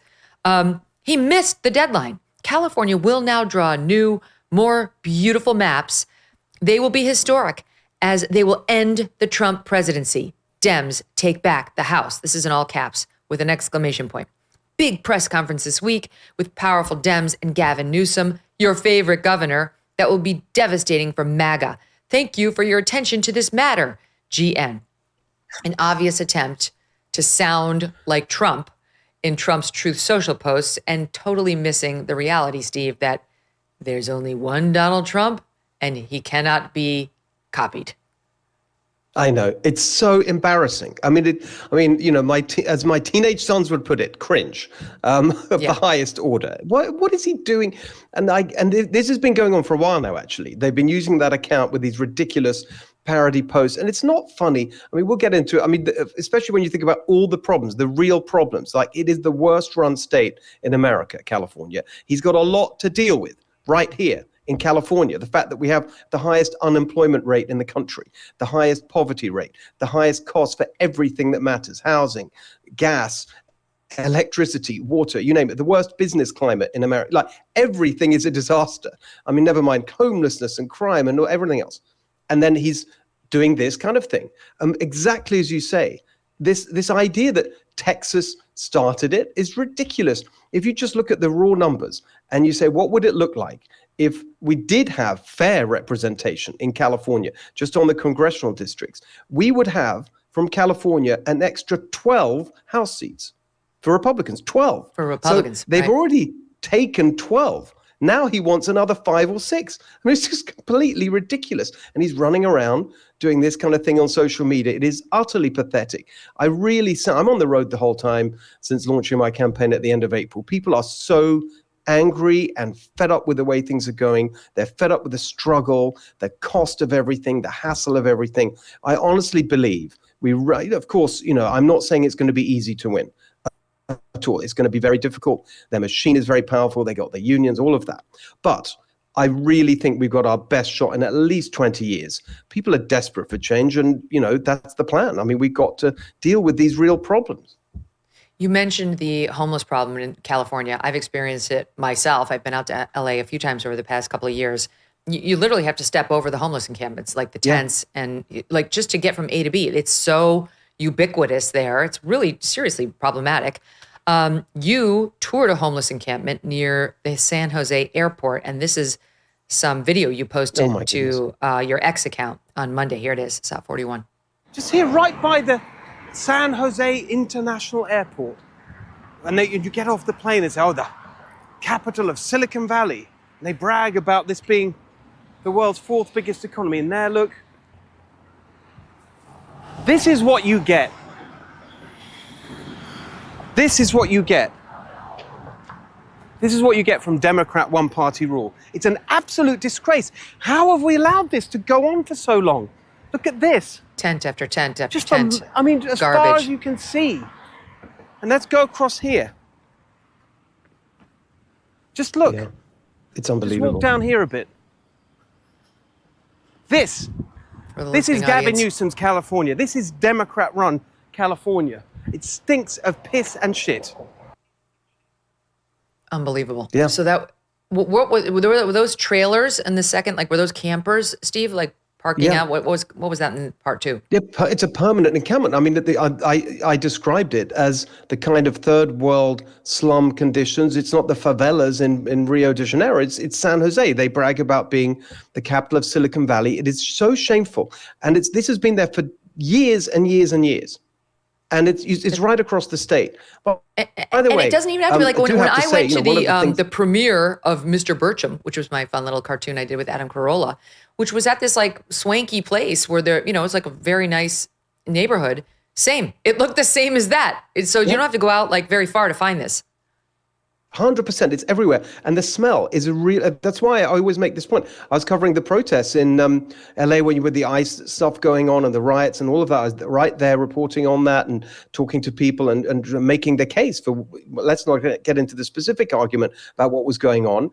But there too, I mean, we saw the chaos and the crime and the lawlessness and setting cars on fire, all of that. But throughout it all and days afterwards and everything else had been gone, you were left with the stink. In LA, our second city, about to host the Olympics, everywhere you walk in downtown Los Angeles, it stinks of piss and shit. That's the truth. And it is so shameful. It's been like this for years, and they've done nothing about it. And these are the people, these Democrats who brag, who go on and on about lecturing everyone about equity and social justice and how compassionate they are. It's just beyond belief. On a lighter note, though, I have to say I'm very happy that you showed us the whistle lady earlier, because now I think maybe with the Californians are sitting around thinking there's this audit a few months ago saying $24 billion of our money spent on homelessness. No one can track where it went. The problem just got worse. I think we know now. They bought whistles. Neon whistles. Yes, right. Plastic and neon. Very cute. Very cute. I'm telling you, my 12-year-old would love that. But not to mention, speaking of money disappearing, we just did a story on AM Update earlier this week on the California wildfires. All these big stars came out to raise money and made promises that the money would go directly to the Californians whose homes had burned. It didn't. We're trying to track down $100 million now, which appears, according to the reporting that we did, based on some local sources, to have gone to a combination of like immigration groups, random leftist causes as opposed to rebuild homes. You see these aerial shots of what's been rebuilt in the Palisades, and nothing. The answer is nothing. Absolutely nothing has been rebuilt. And Gavin Newsom is worried about doing parodies of Trump tweets online.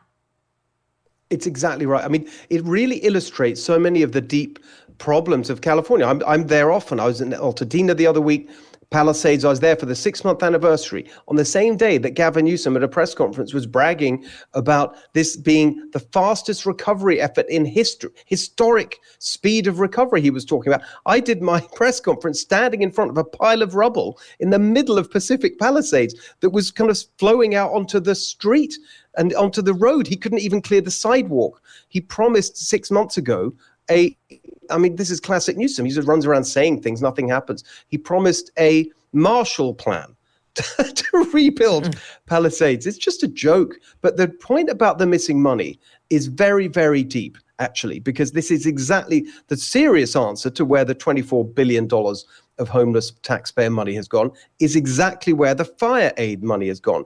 This unbelievably corrupt network of nonprofits and charities, so-called, and all these groups and activist organizations that form part of this system, the Democrat industrial complex, I call it, because that's the same story for everything. This is why we pay the highest taxes in the country, but have some of the worst outcomes on everything, because the money just gets funneled into this Democrat machine. There's something that is rarely discussed, which is something called VMT, vehicle miles traveled, which is this thing they came up with, part of their extreme climate agenda. Talk about luxury beliefs. The climate extremism is a classic example of that. And they just put this fictional amount of charge for the amount of money, amount of miles that are traveled for any new road project or housing project or anything you want to build. They put this allowance in for vehicle miles traveled, how much traffic's going to be generated, and then they charge taxes on that. Guess where the taxes go?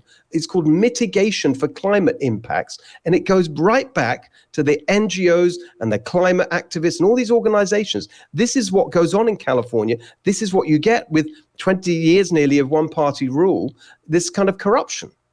There was news on that just today on California's extreme climate measures, which is just over the top, but we all need to worry because it's true that as California goes, so goes the nation when it comes to that stuff. They adopt these very restrictive carbon emissions requirements, and lo and behold, the Biden administration was adopting the same ones. Now it's all being undone by Trump, but there was news in Politico today, which the headline is as follows: another one of California's Trump-proofing planks just broke. And what they had tried to do in the Biden administration before Joe Biden left was to try to get truckers out there, heavy duty truck manufacturers and their trade associations, to promise that they would continue meeting the state's zero emissions sales targets. And so it was like, no matter what Trump does, you've promised that you're going to do it. So that he strong-armed them into doing it. And the Federal Trade Commission under Trump just declared those agreements unenforceable. So now these groups are free to, there's going to be some emissions, there's going to be jobs, there's going to be purchases of, these kinds of vehicles, and they're going to be used and more efficiently, and it's going to get done. In any event, it's not working. Biden's last minute attempt to get wind through everywhere, that we're going to have a full report on that, this with the trucks in California, but they're so focused on, everything's got to be green, green, green, green, green. You know what kind of a damage people suffered to their lungs and their health as a result of those wildfires? Because there wasn't adequate planning, Steve. They didn't have competent administrators. Everything. Look, it's the climate stuff is the main reason that everything is so expensive, because of all these policies. It makes housing more expensive, gas, electricity, everything highest in the country. That's why people can't afford to pay their bills. You can't afford to buy a house in California. The California dream has been destroyed. That dream of owning your own home and building your life that used to represent better than anywhere else, the American dream. It's the climate extremism more than anything else that is destroying that. That's why I've pledged to reverse it. And so I've said also that it's not enough, I think, for us to, of course, it's great that we have a federal administration that's pushing back on all this, but we can't just rely on the federal government to save us in California. We have to fight and stand up for ourselves and get this common sense change that we need in California. And that's what my plan is all about, is to lower people's costs, reduce the hassle of doing anything, whether that's, running your life, running your business, whatever it is. It's just endless, bloated, nanny state bureaucracy, making everything so complicated and costly right across the board. That's what we got to get rid of. And that's why I think it's not just that I can, lay out the policies. I mean, people may know me from Fox, but before I did that, I taught at Stanford and I started a business here. I was a policy advisor, senior advisor to the Prime Minister back in the day in the UK, David Cameron. I've done this, right? I've been there at the heart of a government, fighting the bureaucracy, not with the kind of success I would have liked. I wasn't the boss. I wasn't in charge, but I know what it's like to take on a bureaucratic system. And that's why I'm doing this, because I really know that we can get this done. We just need, like you talked about competence and just people who know what they're doing. For so long in California, we've had these machine politicians. Their only skill is navigating the party machine and, like and Kamala getting support Harris. from all the. Exactly. You were talking about it just last week. I really thought of this when you were talking about Kamala Harris and all these people, but they're all the same. Newsom, Karen Bass, whatever. We're sick of it. The results are so painful for people. And we've just got to get in there and shake it all up and get. The other thing that really reminded me when you're talking about, Sydney Sweeney, I know it sounds, of course, it's a different topic, but that reminder that returning to normalcy, right? That's true in the cultural arena. But in California, it's also needed in the policy arena. We've got these crazy, extreme, ideological policies that are just making everything ridiculously expensive and complicated. The answers to these things are not complicated. It's just normal, basic, competent It requires some government courage. that focuses It requires courage by on the improving people's politicians, and it lives. requires boldness by the voters when the actual voting day comes along. I do want to show the audience you out there in front of the fires, in front of the spot where the fires were, and what you found. This was posted on July 7th, SOT 43. Hi everyone, thank you for coming today. I've just been listening to Gavin Newsom bragging about the response of his administration to the devastating wildfires we saw here 6 months ago to this day. I'm quoting him now.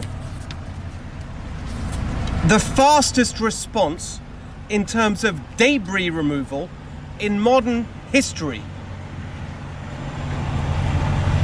6 months, and this is still here. Gesturing behind you, for the listening audience, it looked akin to 9/11. I mean, the devastation behind you that hasn't even been removed, never mind rebuilt. Insane. Look, this is everything that we're talking about. The luxury beliefs, climate policies, the incompetence, the inability to really do anything, these sort of promises that never get delivered. It's all because you've got, these are not serious people. They don't understand how to get anything done. They assume they're not going to get a challenge from the other party. They're so arrogant. All they care about is saying the right things to, pander to the activists and the unions who fund their campaigns and so on. And that's why we have this massive mess in California. And that's what we got to get away from, this kind of attitude that you just say things to pander to the internal audience of our party instead of just focusing on what. Is it possible, Steve? Because my feeling way over here on the East Coast is these Californians are never going to do it. They love feeling like a good little liberal. They're never going to actually, when voting day comes, put a Republican governor back in there. It's a long time since 2011 and Schwarzenegger. But it's a lot worse. It's a lot worse for people.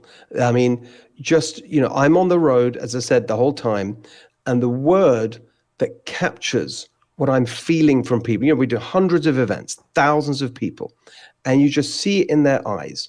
And I feel it so strongly. The word that represents better than anything else what's going on is struggle.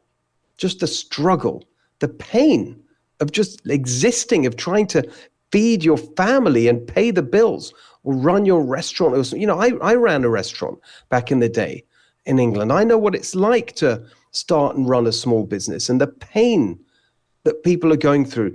And so I think it is part of what I'm trying to do. And I'm running a very active, energetic campaign. And some people are saying they haven't really seen anything like that so early. But the reason that I'm doing it is because we've got to give people hope.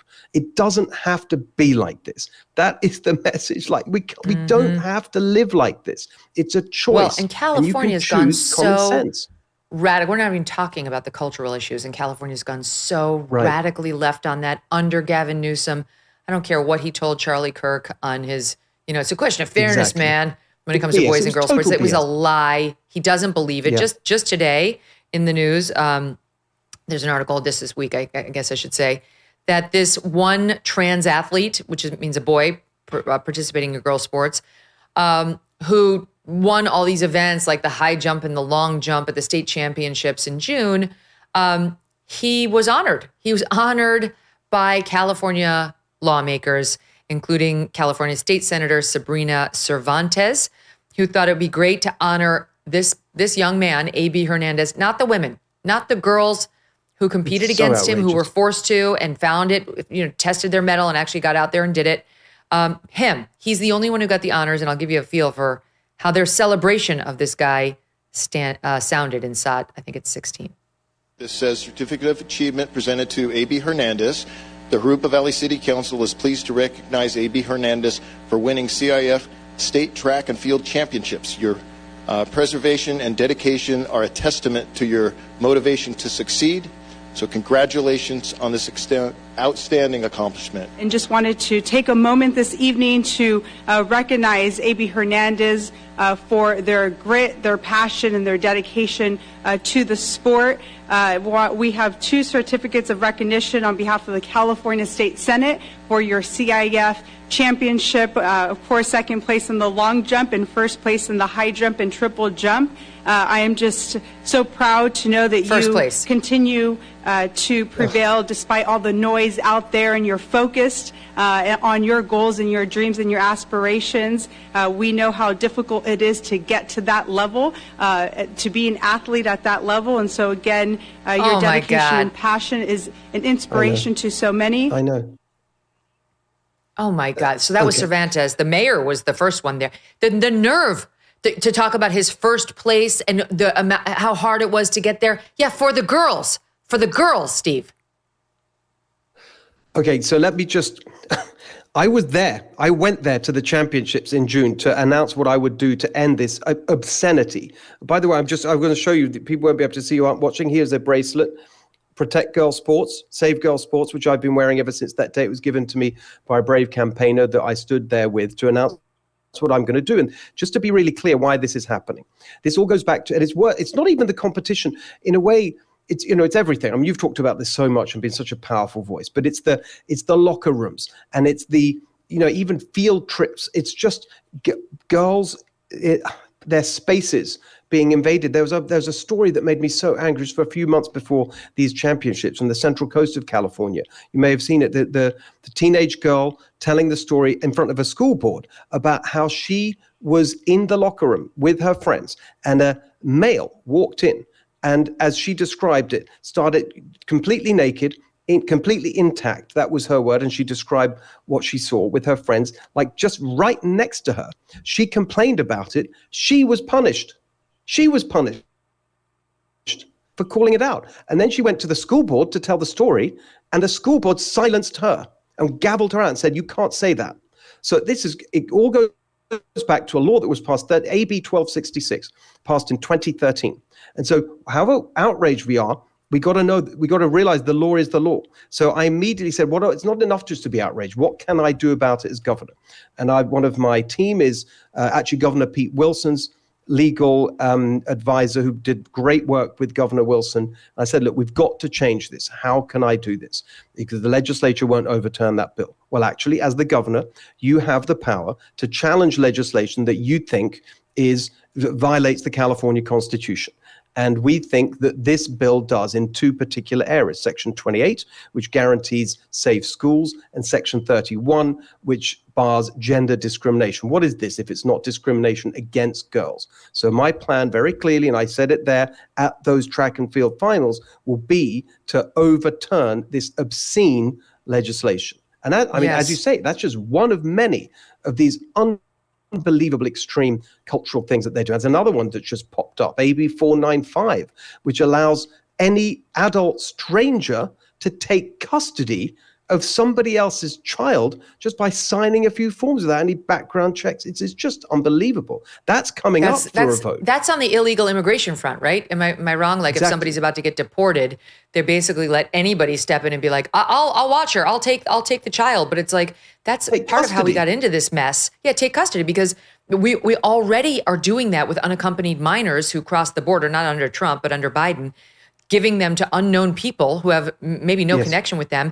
And it's come out in the news, many of these people turn out to be child molesters who are, of course, the ones who are going to line up to take an unaccompanied child. The vetting system was piss poor under Biden. He didn't care. And so now you're saying California's got a law that's basically going to allow the same kind of thing with very little screening to happen out there. To anyone, not just anyone who's been involved in the immigration system, all children, all parents. It's a state law.